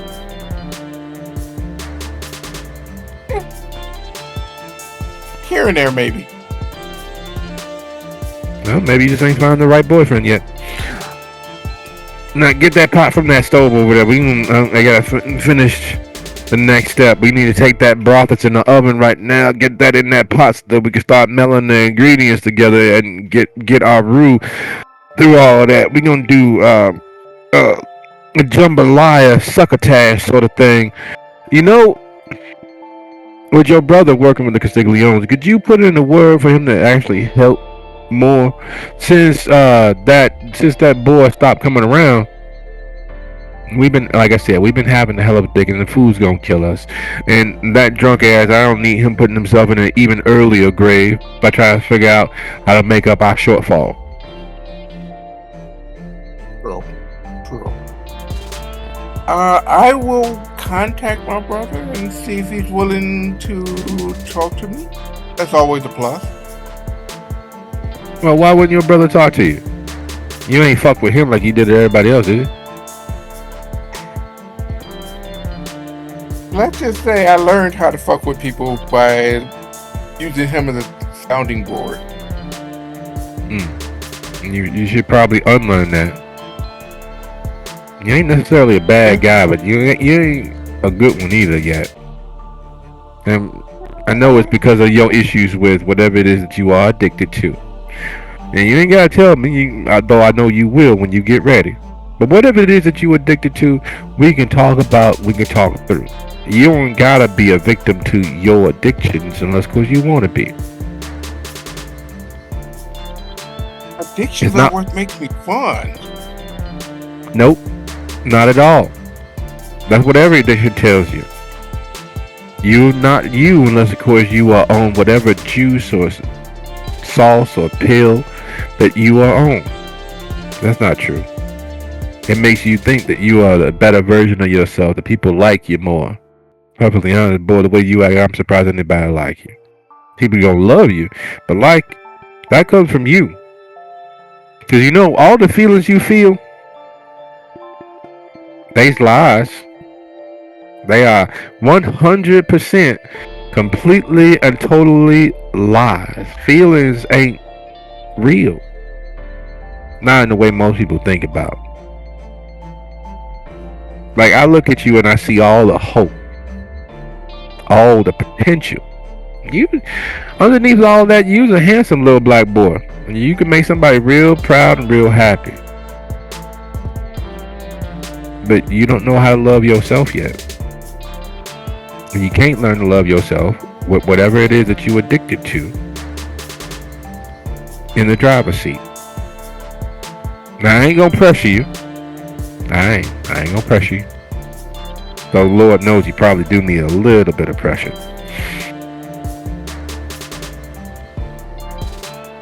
But when you ready,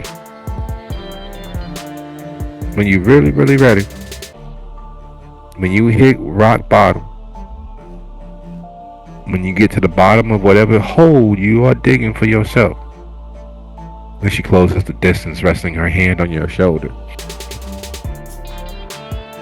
know that you can always reach out, call out, send a smoke signal, and unlike everybody else you probably think let you down or you let down, I will come running.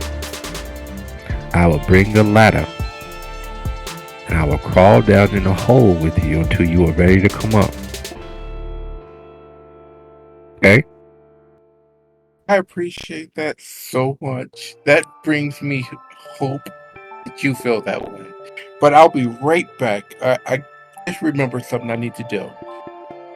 He goes back to where she was actually smoking and puts a camera there.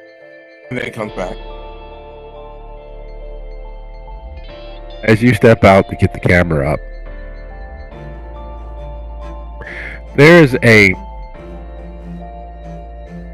power that comes from watching others, being close enough to inhale their perfume or their cologne without them ever realizing that you are there. There is a learned dispassion you have. And you had to learn it the hard way, because the moment you think about interacting with that person in any way, the hairs on the back of their neck stands up. The forearm hairs stand at full attention, like someone created a lotion made out of Viagra and Cialis. The moment that you think about maligning that person in any sort of way, some unseen force taps them on the shoulder and lets them know that you are in the area, or that someone is in the area. You've had the pleasure of watching this happen countless times and learning that any act of aggression, any thought of an act of an aggression, causes whatever force is out there in the world to alert the victim of your thoughts. So you've learned to have to be a little bit more dispassionate, to not think about doing anything towards anyone, so that you can remain invisibly, powerfully in their shadow. You, personally, have never had the opportunity of experiencing that until you tighten the last screw and getting the camera hidden and unobstructedly watching the back door. And then you feel it. The hairs in the back of your neck stand up. Your forearm hairs stand at full attention.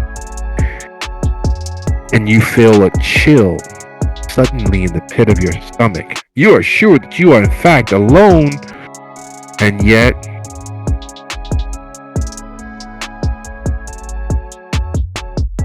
we consider that it is 20 after the hour. Let's be back here at 30 after. Why? Because I don't like disruptions. So, Yeah. anyways, how are you doing, Nobu? I live and breathe. From the sounds of it. At least for a while yet. At least for a while yet. Everyone's returned. I've heard you, Aaron, Theo, Miriam. And Hestia has just messaged.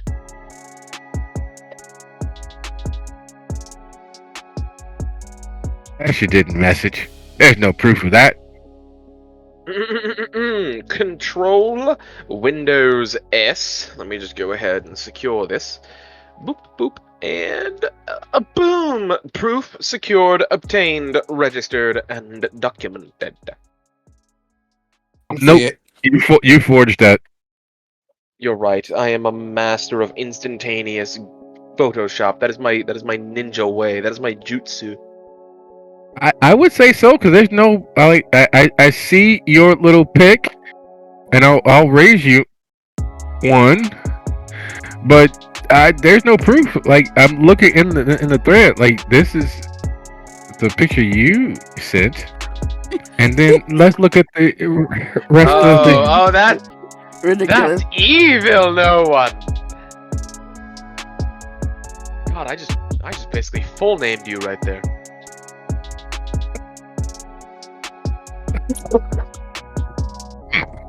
All right, so we are all back. We've all had our respite in the real world. As we dive back in, with the coterie spread disparately across the cityscape, with conversations in the offing, with asides being handled. Aaron, in your sojourn around the city and making your way east across Grand towards the loop, are you headed towards the 1994? Are you headed toward Lakeshore Drive? Or are you simply meandering through the city? He's been, for the most part, doing a lot of meandering, but knowing that he does have to get to work at some point tonight, he'd be taking the somewhat circuitous, somewhat expeditious route towards the coterie's location, the wonderful shelter. Which means from, thank you Google Maps for completely obstructing my ability to navigate, 654 Belmont. Here we go. Which means from his location, he is going to be... I just crossed this bridge, I believe. Mm-hmm. He is going to be making his way up Northwestern, and then on to 19. I believe this is 19. In order to expedite his route to the coterie's location.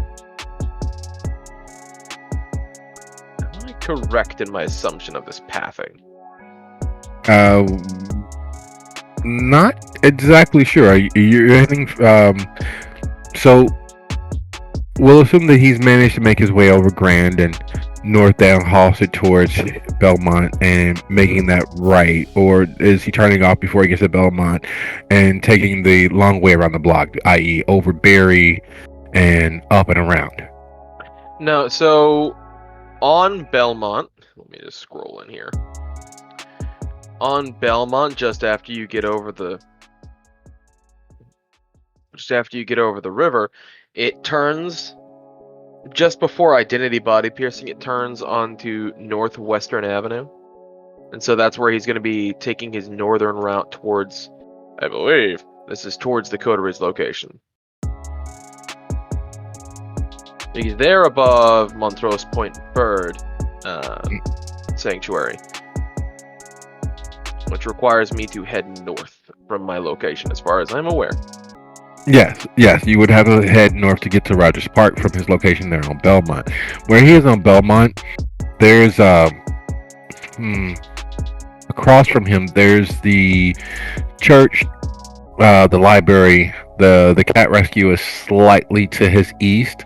Now, going north, he could take the meandering way of taking Broadway all the way down, hopping on Clarendon to get around the traffic before merging on Marine and then back over to Sheffield. He'll get around a good deal of the traffic before it, right at Foster, basically.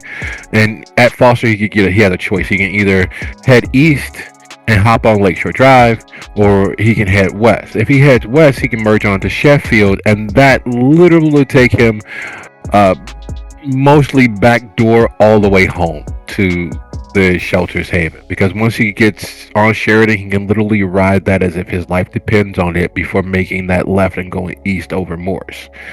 He can also start heading west, not east, sorry. He can also head west via Belmont and literally just go right to Ashland down instead of taking Clark. Because if you take Clark, you're going to end up on Ashland anyway.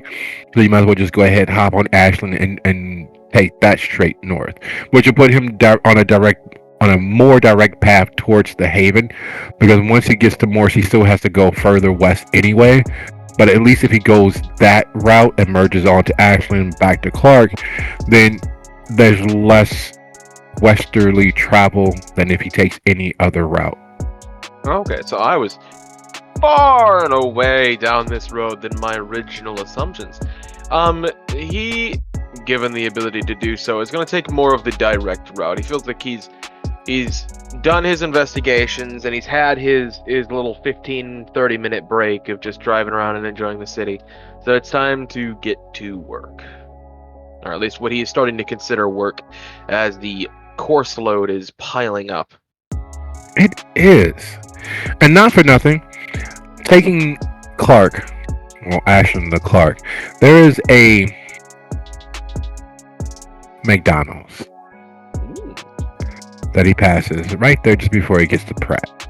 He's not sure why it stands out to him, but it most assuredly does. It's one of those things like you see so many different little hole-in-the-wall restaurants, so many fast food joints. You don't really think anything of it. They're literally part of the background. You couldn't tell how many Mexican places, how many Thai places, how many you wouldn't be able to possibly imagine. But for some strange reason, this McDonald's right there just south of Pratt stands out to him.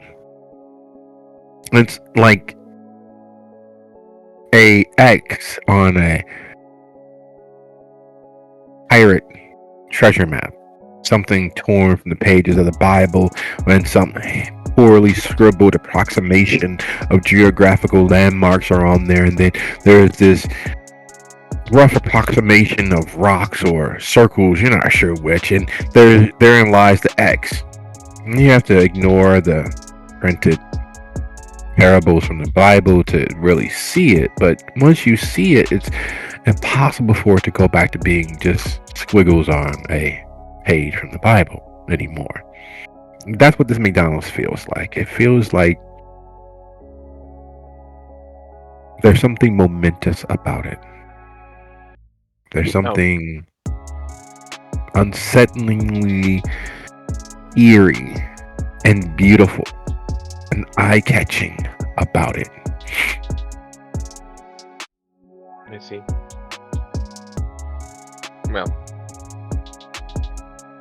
Well, curiosity being the death of the cat, and him already being dead, never let a gut feeling go. And with that in mind, as he's on his way, off Ashland to take a ride into the parking lot and find a nice empty space to kind of sit and observe for a moment. Would you be so kind as to go ahead and roll your wits plus investigation? Okay. Roll. Boop. Boop.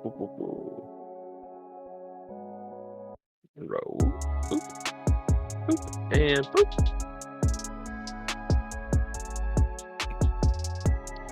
You know what?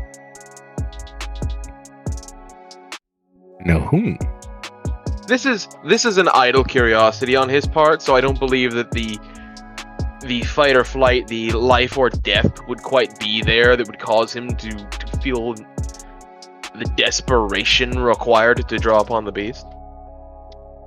So we're not gonna pull that particular card this time around.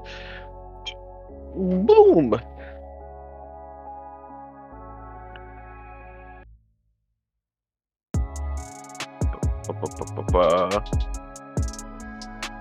Part of spycraft's ability to notice things that properly align with the environment around it. If it blends into the environment, that's what stands out to you. Because everyone always feels as if they're center stage. Everyone always feels as if they're being watched. Most people usually are not. And so they are always incongruous with their background, and that's what makes them safe. Individuals purposefully attempting to be unseen. Individuals purposely attempting to obfuscate easy, clear lines to their face, and they're not looking at their phones.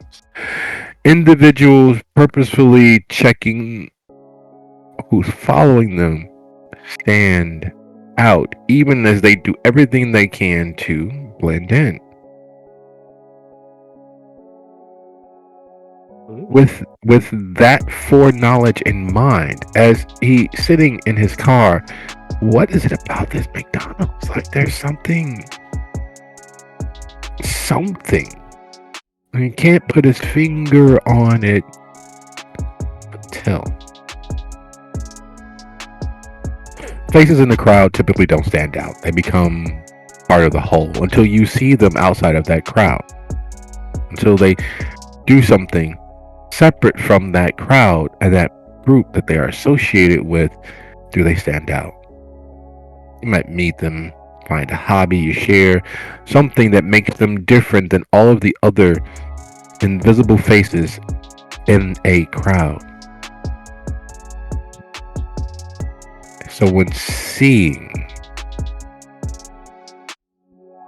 the woman, she doesn't immediately trigger anything. She doesn't immediately register as why they stand out. Yet, as she tries to make sure that she's not sitting with her back to the door, and you get a clear view of her face, you realize why she was invisibly present in your mind. The last time you saw that face, she was leaving before the sacrifice just ahead of you and Hestia at the church. She was one of the few who begged off of the next steps of their celebration. She blended in with the revelers and the partiers and the willingness, and you know for a fact most people don't realize the tattoo she has just below her left hip. But you do.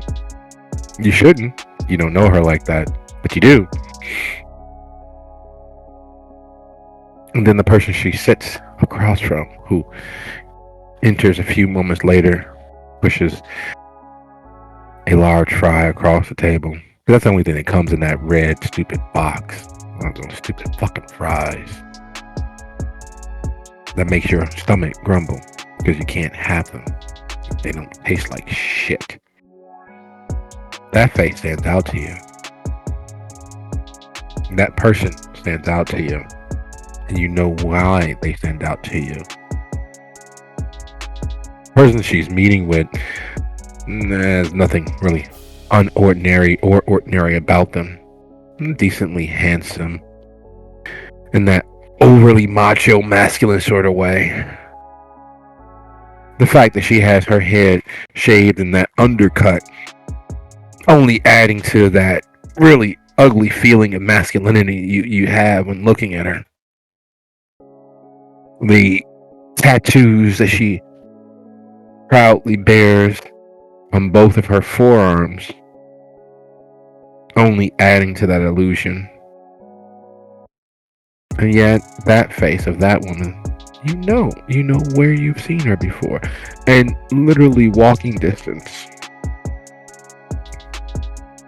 from the shelter's haven. And as she and her table mate sit there and talk in clearly low volumes, because normally when opening your mouth to speak with any volume, you can see that difference, just that passion, that ability, that strength behind that voice. But no, it's more closed-lipped, and whatever they're saying is clearly low and obviously projected solely for those sitting at the tables, and the people moving around them and going to the bathroom, and the homeless guy sitting in the corner clearly can't hear whatever it is that they're saying. Clearly. And as Aaron considers that, Hesha, you've seen Donnell in most lights, but seeing and feeling his unmitigated passion for the shelter is, some would say, humbling. Others would admit to the fear of it, because there is a understanding that power corrupts, and absolute power corrupts absolutely. If you were to push and even incidentally radicalize him, you know you have a potential weapon, a adherent to the cult of the shelter. You know that all it takes is one love bombing push over another person.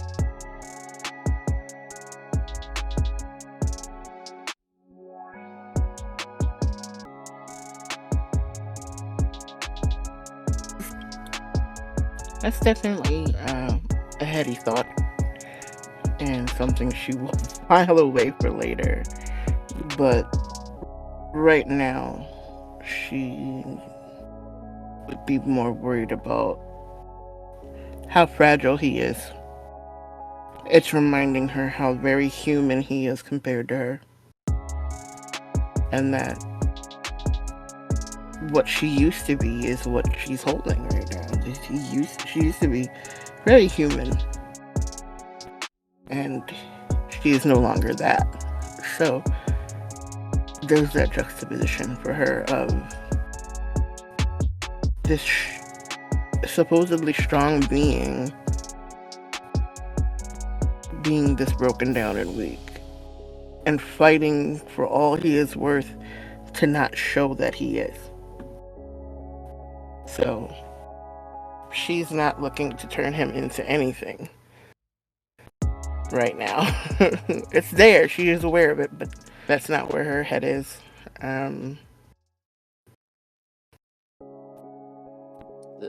Slowly trying to work him back off that ledge and letting him get it out, but at the same time realizing this could seem inappropriate to other people. She don't really care, but at the same time, why was he in there so long? That kind of thing that's coming to her head of, oh, that might be a thought. So she's trying to like pat his back and like not baby talk him. She wouldn't do that, but like just kind of, it'll be okay. It'll be okay. You are so strong, and if there's something you need to tell me, okay? I will do whatever I can to help you right now.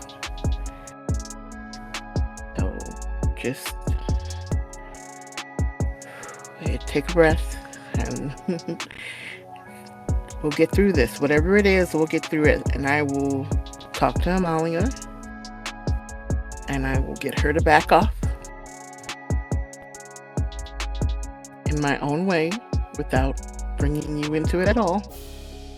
But I need you to pull it slightly back together for me and make sure you're taking care of yourself, okay? That's all I want. And as he opens his mouth to speak, Celia Robbins barges through the door, holding this huge manila folder. No, yes, you know this makes no. Sorry. I'll. Okay. We need to talk about Just give me this the folder. later. I will Give me the folder. leave out. Yeah, sure. Yeah. Sure. Here you go. Thank Here, you. here you go. Yep. Yeah, sure. No, my pleasure. Yeah. Okay. And she back out of the office, closing the door quietly, making sure that the latch catches. That's gonna be everywhere in about 5 minutes. I already know.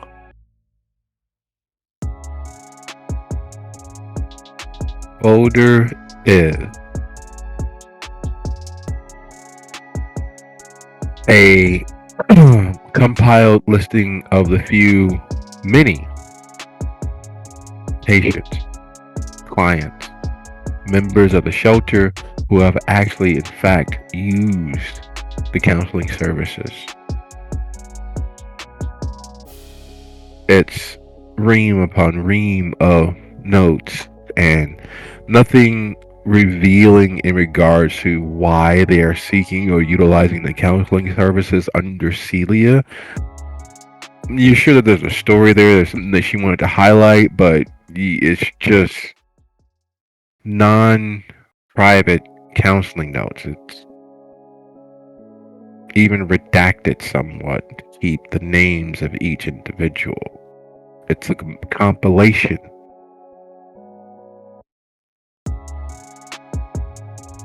Celia normally only works until 9, sometimes 10. There are other counselors that she freelances and utilizes to help with her caseload, but she's normally not here this late.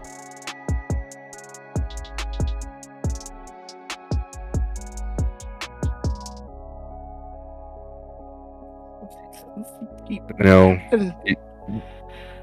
Unnecessary breath. Okay, I have to go see what she wanted. So you stay here as long as you need to. I will be back in a little bit. But as soon as you feel up to it, you can wander out. Nobody has to know that we talked about it but me and you. This was a meet. Well, now Celia knows, but I'm gonna try to damage control there, okay? Yeah, of course. Pets him on the head and pats his back one more time and slides her little short ass off the desk and puts the manila folder in her inbox, because she has one of those little things on the desk that organizes in, going, outgoing, that kind of thing. She sticks it in there and wanders out, shutting the door back again behind her and trying to catch up with Celia.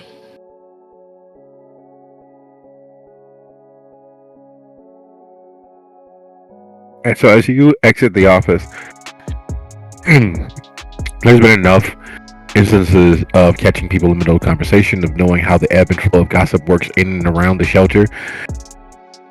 You're braced for World War III. That immediate blast of some shock being spread. Finding none immediately makes you wary.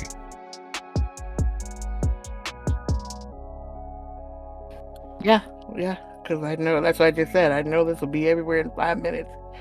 And then when I don't get that, it's like, uh-oh, other shoe is gonna drop. Catching up with Celia. Hey, you're here late. Don't you normally have been gone by now?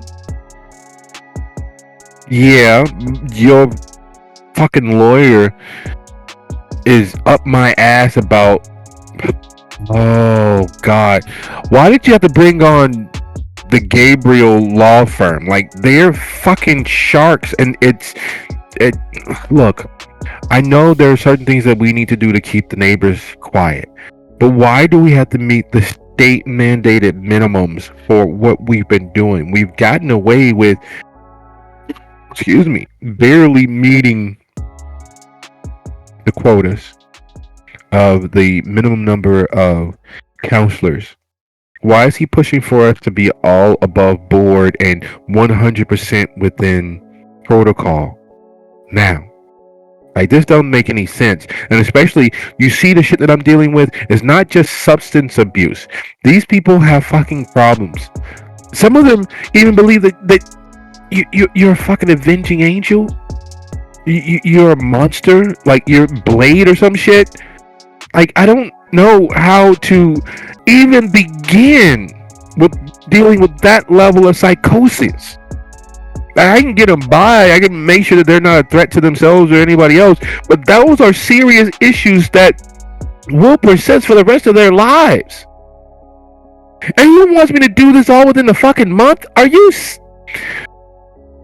I'm sorry. Profanity isn't called for.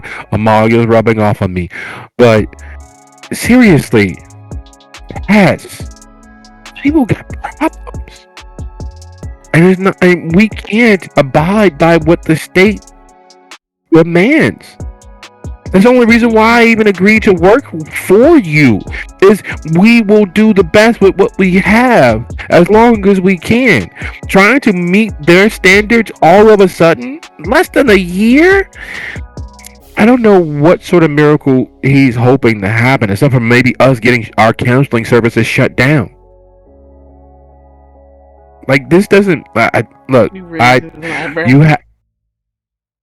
You have me. I'm Oh, like I like getting the paychecks, but this is not something that we can do. We can't knuckle under. Fuck those guys. We're not public anyway. We don't take any state funds. I will look into why he's suddenly cracking down. I think it has something to do with some sort of state mandated shifts, but I understand where you're coming from. And yes, we up until now have been doing the best we can. And I recognize that you are not a magician or miracle worker and that our people sometimes need more help than you can give them. I will see if I can try to find somebody to take some of the more serious cases off your load and hire them on part time. Whatever you need me to do, we will try to do it, and I will see if maybe, like I said, talking to them myself. I don't like the fact that it seems like you're saying that they're trying to handcuff us or hamper us in some way. That is my lawyer, so That's the he should be doing this to making sure we survive, not the other way around. the only thing that this proves is I don't know what it proves. Really, like the only thing that the final goal is what do you want to fire me? Is that like are you trying to save budget? No, I'm not at all saying that I want to fire you. I'm saying I want to get you help, like so that you can handle this better. That's what I'm saying. I don't know what you think they're saying, but I'll have to ask them what they're saying. I don't want to get rid of you. I need you. But I'm saying I want to get you some help because you're saying you can't handle these worst cases. No one So can has no one can. You're not listening. Of the 300 souls that are permanent or semi-permanent here in the Harrisvaro shelter, we have over 100 clearly psychotic individuals. There's has I can't tell you who, but there are multiple dozens of clients of the shelter that have called you their monster, their vampire, their dark lady. They see you as a blood-sucking demon who happens to be on their side to keep the worst blood-sucking demons at bay. Do you know how twisted you have to be to even justify that train of thought? And this is after multiple sessions. Like, the people here receive more counseling than they would on public assistance or in private care. These people have no money, Hestia. You're paying for this. And they receive more counseling sessions than the once a month that they could possibly, potentially, if they were lucky, get into anywhere else in the entirety of the city. Private care, they might be able to get up to, one every other week. So 2 times a month. And that's not enough time to even address the fantasy world that they are clearly living in. I'm doing my best. I'm patching them together with spit and hope and helping them find tools and coping mechanisms. Like there's one that stands out. She breaks my heart. She does. And I can only say she because we have so many female clients, but she literally, when you are not working, stays up until you're in the building.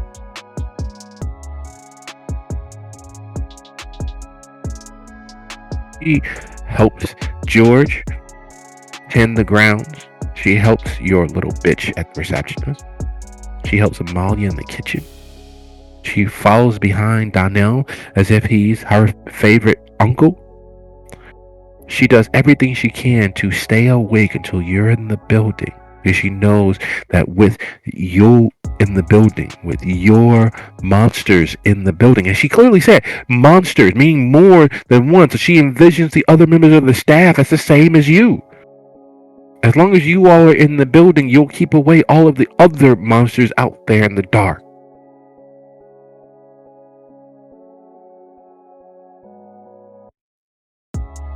You know I'm not going to give up on you, Hester, because the paycheck is nice. You know I'm not going to give up on you because I actually like these people.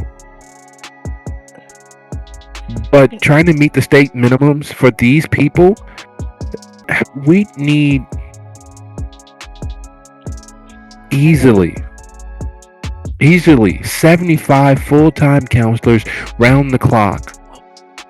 Oh, wow. I didn't realize it was that bad. Okay, I know this is a really strange question and probably shows my lack of knowledge as far as psychiatry. I'm a botanist, you knew that. But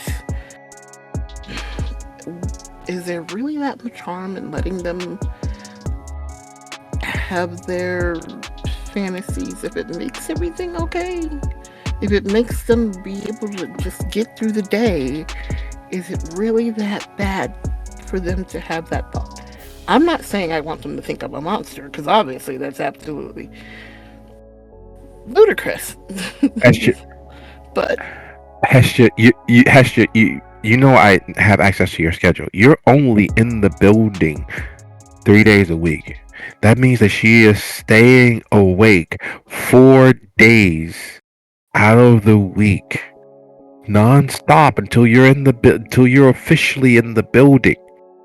You know the harm that sleeplessness does? I'm sorry. Yes, okay. That is very bad. Is there anything I could do to get her to go to sleep? Do I have to maybe help with this delusion and give her some sort of talisman or something that'll help her sleep? I don't know what to do here. I'm one person, and I know you're one person, and we are trying to fucking make this work. But I don't know what to do. You don't know what to do. I'm doing my best. We are. We cannot take on whatever it is that your attorney, Mr. Gabriel, is pushing for in this regard. If you're not trying to fire me, if you're not trying to cancel the counseling services, we need to find another way. We just do. And I know it's a lot to dump on you and leave, but I do have tickets to a party, and I have to go. It's down at the W. There's this huge expo, and it's supposedly a lot of fun. It's associated with that social network that's not Greek, but it's mostly upwardly mobile professionals. The Empyrean Society. They're doing this gala expo thing down at the W Hotel. They've rented out like, oh my god, the entire top 15 floors of the building. So it's supposed to be normally it's a once a year party that they have, and it's by invite only, but this one is, well, This is the third one of these that they've hosted, and supposedly they're going to be doing another 9 for the rest of the year. And while it is still exclusive, I hear that these parties will change your life. But you try going home, say goodnight to everybody, do whatever you can. I just wanted you to be aware because, I have tomorrow off, so I won't be in. But yeah, do whatever you can with your attorney. This isn't something that I can do by myself, nor with your help, nor with you spearheading it. It's just a no. We can't even entertain the idea of it. But you have a nice night, Miss Green. I'll talk to you later. Before she leaves, I'm going to very gently reach out, take her hand, and try to catch her eye. And I'm going to use Submerge Directive.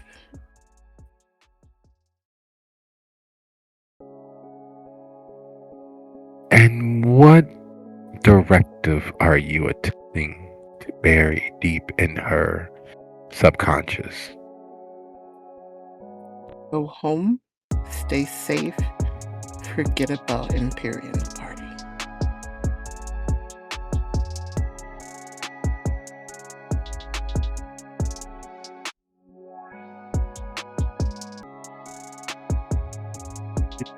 Nothing smiles and gives you a hug. I don't know why you needed that hug, but here you go. I'll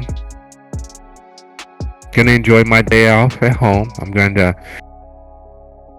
guess I'm gonna do laundry. I don't know why I decided to do laundry, but something about tonight just makes me think that it's all gonna be so much better tomorrow.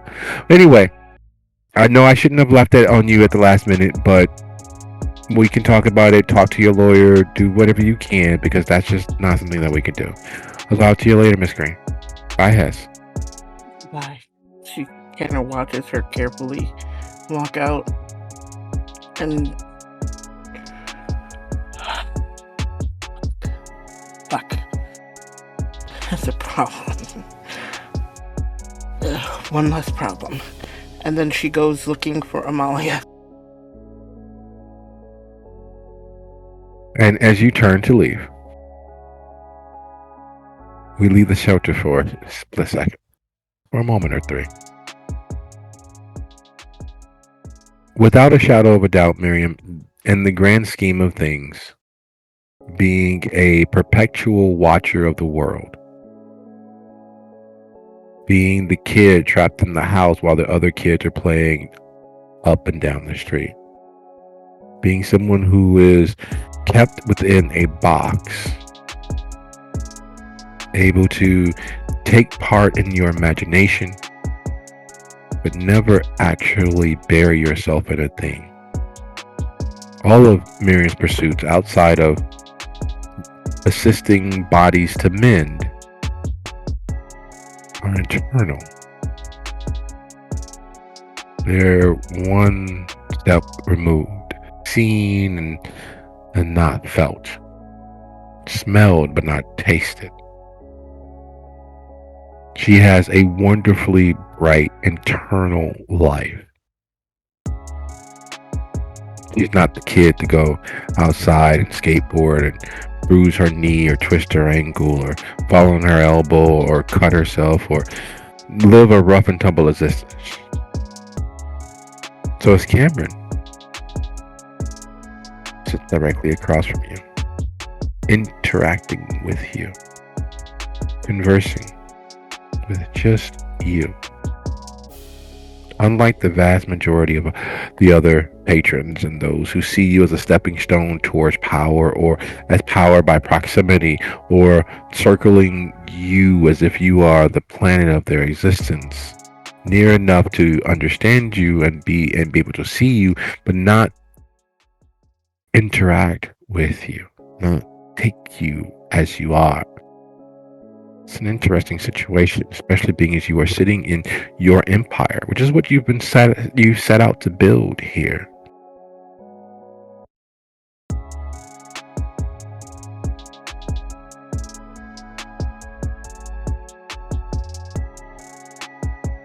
I was saying, and as you said, it's a tale as old as time, and we found our winding ways here. Is there anything you'd like to ask me? Because I know I would love to have so many answers of yours.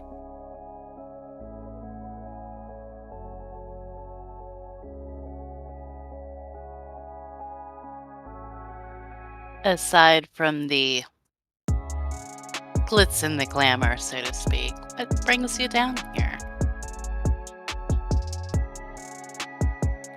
Hoping for something different. It's my favorite drug. Hope, that is. I've lived a far too intriguing existence, and it all blends together after a while. The one thing that shines out above all of it is hope. It usually doesn't work out.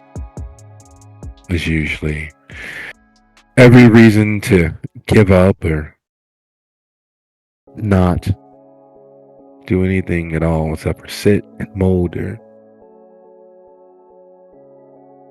And I can't turn my back on it. I came here for out of hope. The same question could be asked for why would you seek to build a playground for discerning adults? Same could be asked, why would you invest effort and energies hidden though you are? Because while discerning individuals could easily find you at the center of all of this, most people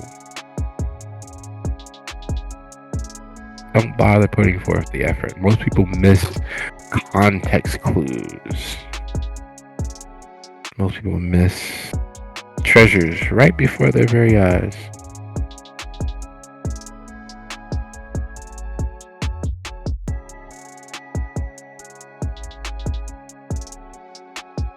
Well, to be honest, I would have been content staying in my own little world.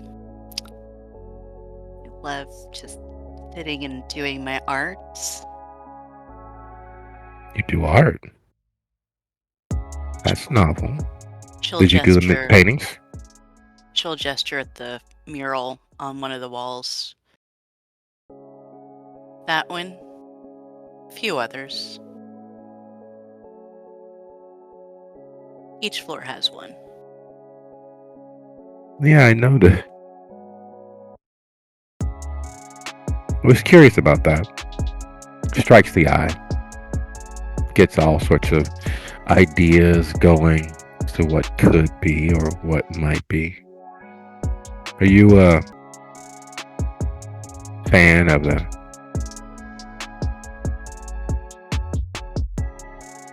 Savage Garden mythos?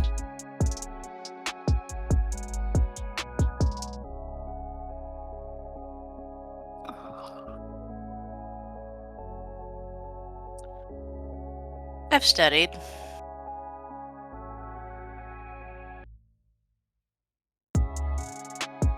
Really? And where did you study? I went to Purdue for a while. Then Columbia. Circle campus. Even spent a little time downstate at Champaign. I don't think you're ever too old to learn something new. No. Stayed local most of my life.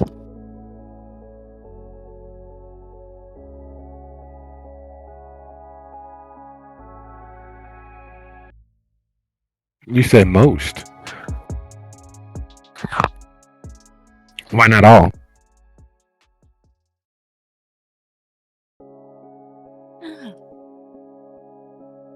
Nice to go out of state for undergrad.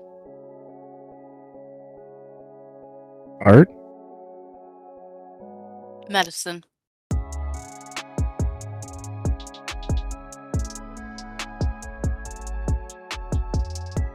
Veterinarian? Human. So, lesser veterinarian, huh?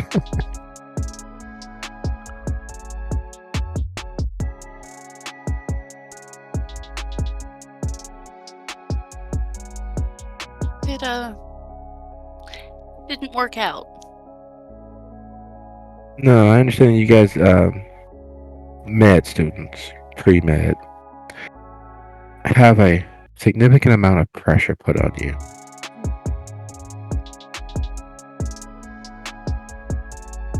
Something else. I was actually licensed in my residency. Burnout in the most epic, spectacular way.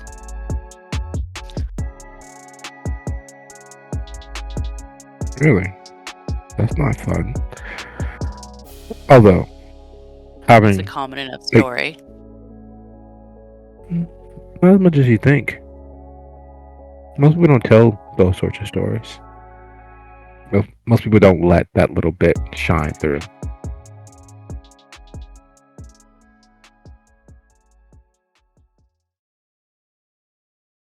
So what was Someone's it? got to normalize it. What normalized what? Failure or the pressure? Being human. Humans are like doctors. No, so Well, an MD is a student who has achieved a doctorate degree in medicine. Yet, doctors consider themselves the only doctoral students that matter. They've co-opted the entirety of receiving a doctoral for themselves. Veterinarians, and my little joke in that regard, study more, longer, and harder than every other doctor, yet they are perceived as less, even though humans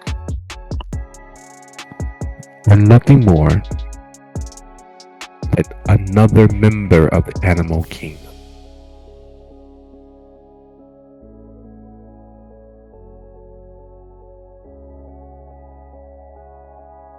they sure And are. so, correlation between the two. One of the many, one of the potential brothers of the tapestry of whatever that is, calls themselves as separate and above its fellows.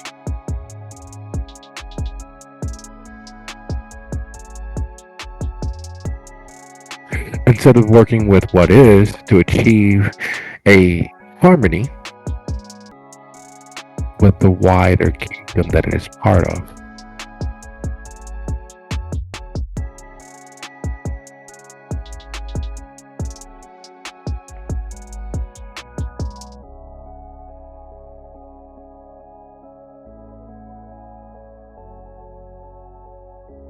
Miriam will raise one shoulder and a little shrug. Yeah. It's not just the medical human doctors that think that. A lot of people don't recognize other forms of doctors as doctors. PhDs are just as valid. They're doctors too. But recently there have been a few lawsuits about the use of the term doctor. Did you know there was a nurse practitioner? Had her doctorate. Called herself Dr. Whatever, nurse practitioner. She was sued for misrepresenting herself.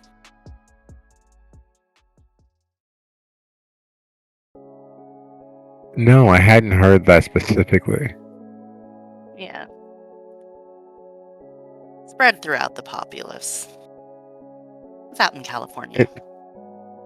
Yes. The West Coast, the last bastion of sane insanity, at least in the contiguous United States. There are other places. I like Sao Paulo myself.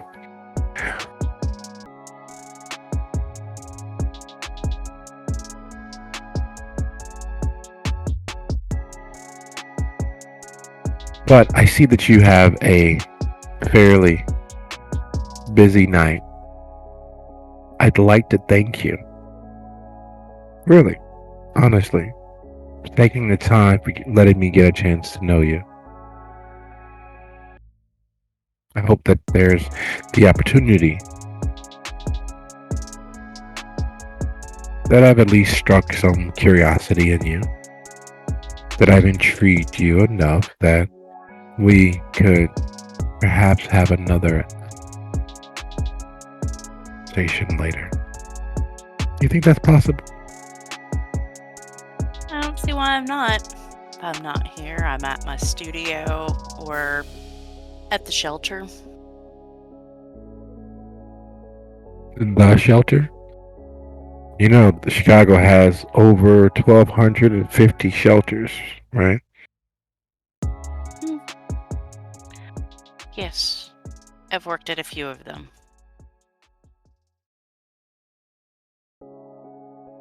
So unlike your fellows, your shelter is separate and divisible, like a doctor.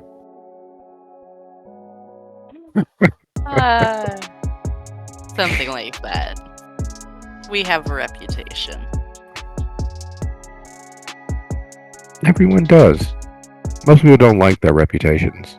They think it should be better or worse or not exist.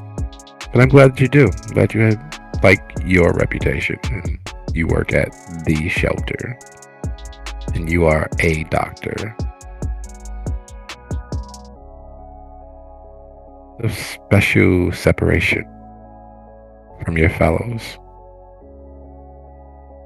Miriam, the pleasure is indescribable. I'll look you up more specifically some other evening when I don't have meetings late into the evening. I don't have anyone to answer to. Share my insights with. You enjoy the remainder of your evening, and I wish you all the luck that you deserve. And offers his hands. She'll take it. It's nice to meet you. Truly. That is such a compliment. I look forward to talking to you again, Miriam.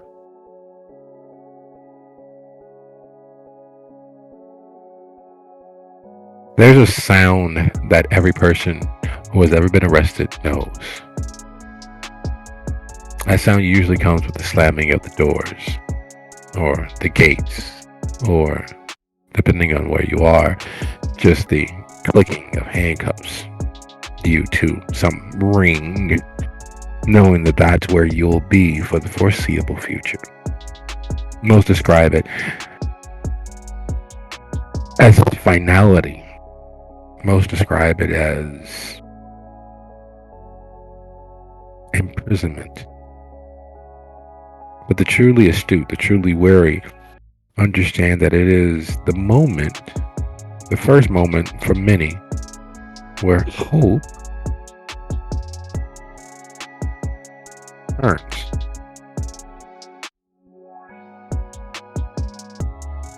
Not that there's a hopelessness that settles in. That usually doesn't happen for months, years down the line from that initial arrest. But there's a moment where hope turns, where it becomes desperate, where the heart begins to beat faster, breath becomes shorter. And like a fox with a paw caught in a trap, the need to be free soars such a rate that if one is not careful, the autonomic response is pause. They interrupt themselves. They stutter. While Miriam is no longer at risk for having a fainting spell or any of those physiological responses occur to her in such a way that would put her at jeopardy, there's nothing worse than to be perceived for many of the population. And Miriam is in fact one of those portions of the population. Not the illusions that we paint for ourselves nor sell to the world around us, but being perceived on such a level, seen through as if you were made of glass, read as if you are a good book, perceived does things to her, as Cameron has clearly perceived her.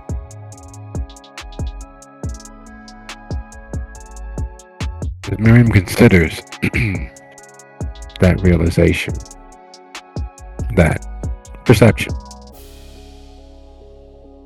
camera's in place and you feel the hairs on your arm stand on end. You feel the hairs of the nape of your neck stand at complete and total attention, Thea.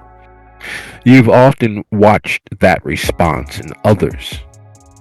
And while for you it's just a thing of the mind, as you don't have those physiological responses, you still very much feel them.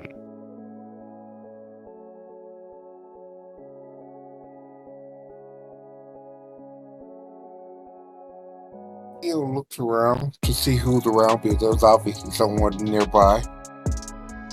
Yeah, there's no such person. There's no such being. You are alone. You are positive that if anyone was nearby, you'd be able to see them. You'd be able to sense them. You'd be able to...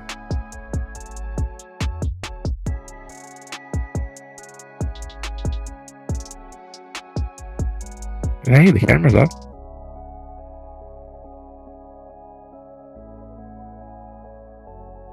He steps back in, closes the door, and waits to see if there's anything that moves, a shadow, anyone that could be observing him in a way that he would find, that would just have to move so that they would actually appear. If not, then he moves back towards Amalia.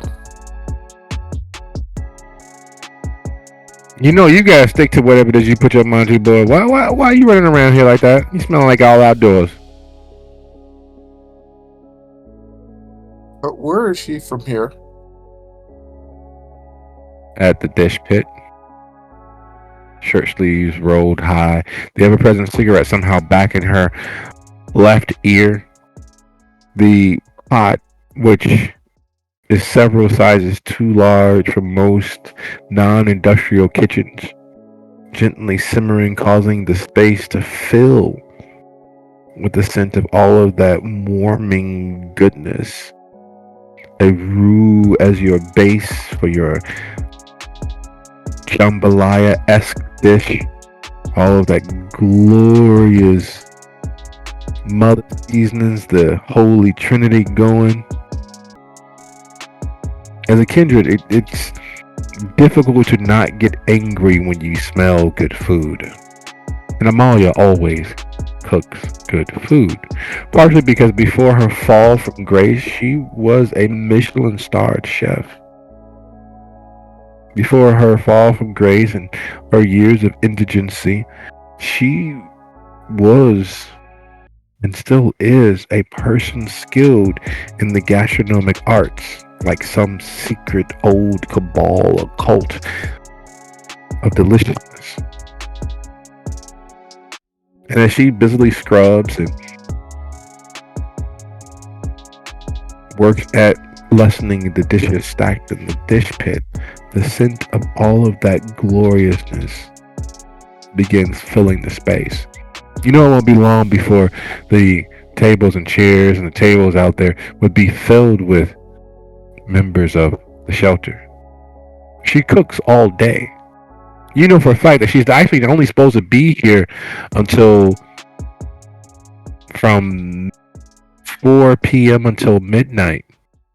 Yet you know that she'll be here until in the morning serving breakfast, and she'll probably take one of the empty open cots or one of the beds, and then we'll be right back at it an hour and a half later.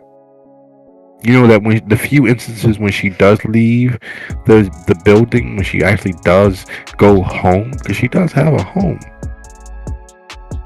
she has the meals prepped and ready to go for the next 5 to 7 hours after she leaves.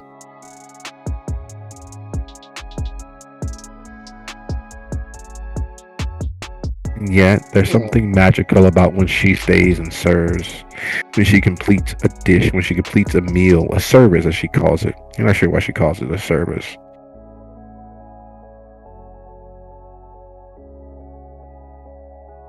He moves over towards the dish pit and picks up an item. Whether it's he picks up a dry cloth and starts drying some of the items and putting them away. So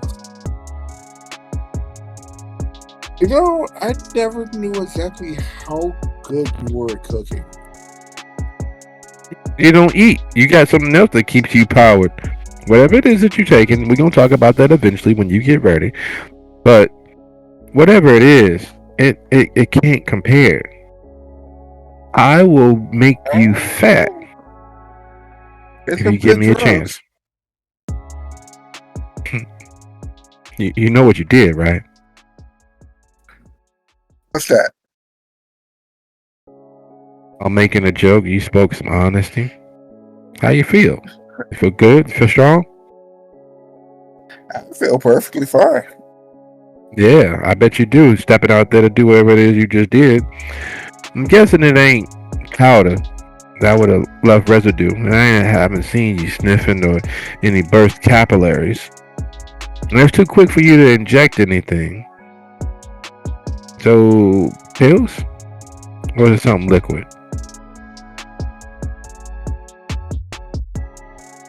Actually, it would be pills, maybe? Yeah, it could be pills. Won't say it won't be pills, but I'm pretty sure it's not. Well, I will definitely say that it was not liquid. Your drug of choice ain't liquid.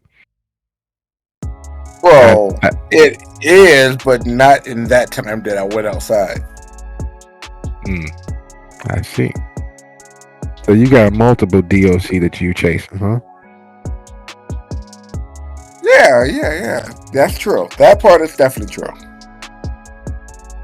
Boy, you ain't gotta tell me it's true. I ain't gonna never lie to you. One thing I won't do. I'll tell you a story, but I'll never tell you a lie.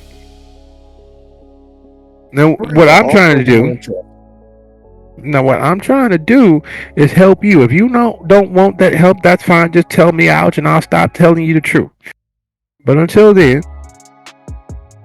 and boy, don't. She takes the dry rag from you.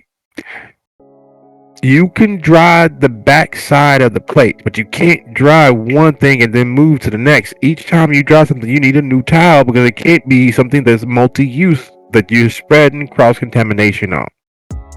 If you use the towel on one thing, it has to stay on that one thing, and you have to get a new towel for the next thing. Why do you think we keep that super mega...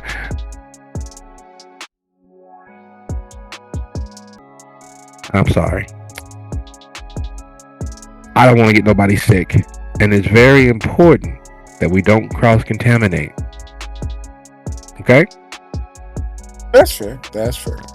Where's the other towels? And she points toward the supply stock room area. You've been back there several times, and you know that if you go more than 12 steps into the room, it's a good chance that you might get lost. whoever their supplier was has provided them the shelter with surplus size portions: beans, rice, meal, flour, seasonings of all stripe and variety. There's literally a floor to ceiling rack filled with quart size and larger bottles of seasoning. There's literally bags of meal, flour, rice, beans, and various other dried implements large enough to put a person inside of. It is a nightmare to attempt to even guess at the inventory, yet if you ask Amalia or Donnell, they could tell you down to the pound what's there and what is needed.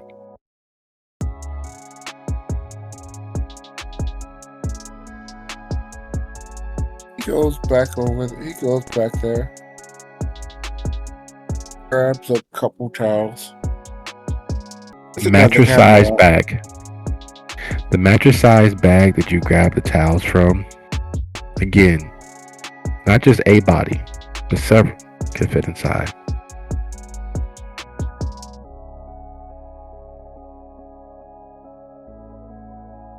Seems like a lot of effort. He grabs a couple towels, brings them back. Oh, found these.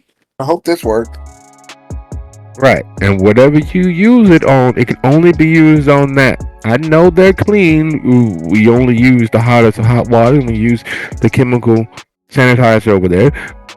But, and you cannot use it on anything else after you use it on that one thing. We don't cross contaminate here. We got too many people, too many. Oh, hey Gertrude, how you doing, baby? You know, Miss Green. Oh,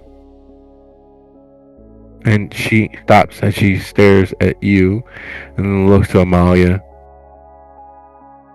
and she nods silently and moves into the stockroom. Comes back with this and that, and several towels, and hands you another stack. Gertrude, baby, he know what he doing. He know what he doing. You know Miss Green's here today, so you can take a load off. Gertrude looks from Amalia to you, and then looks towards the door as Hestia steps into the kitchen space. Gertrude smiles. Amalia chuckles because Gertrude is silent around nearly everyone.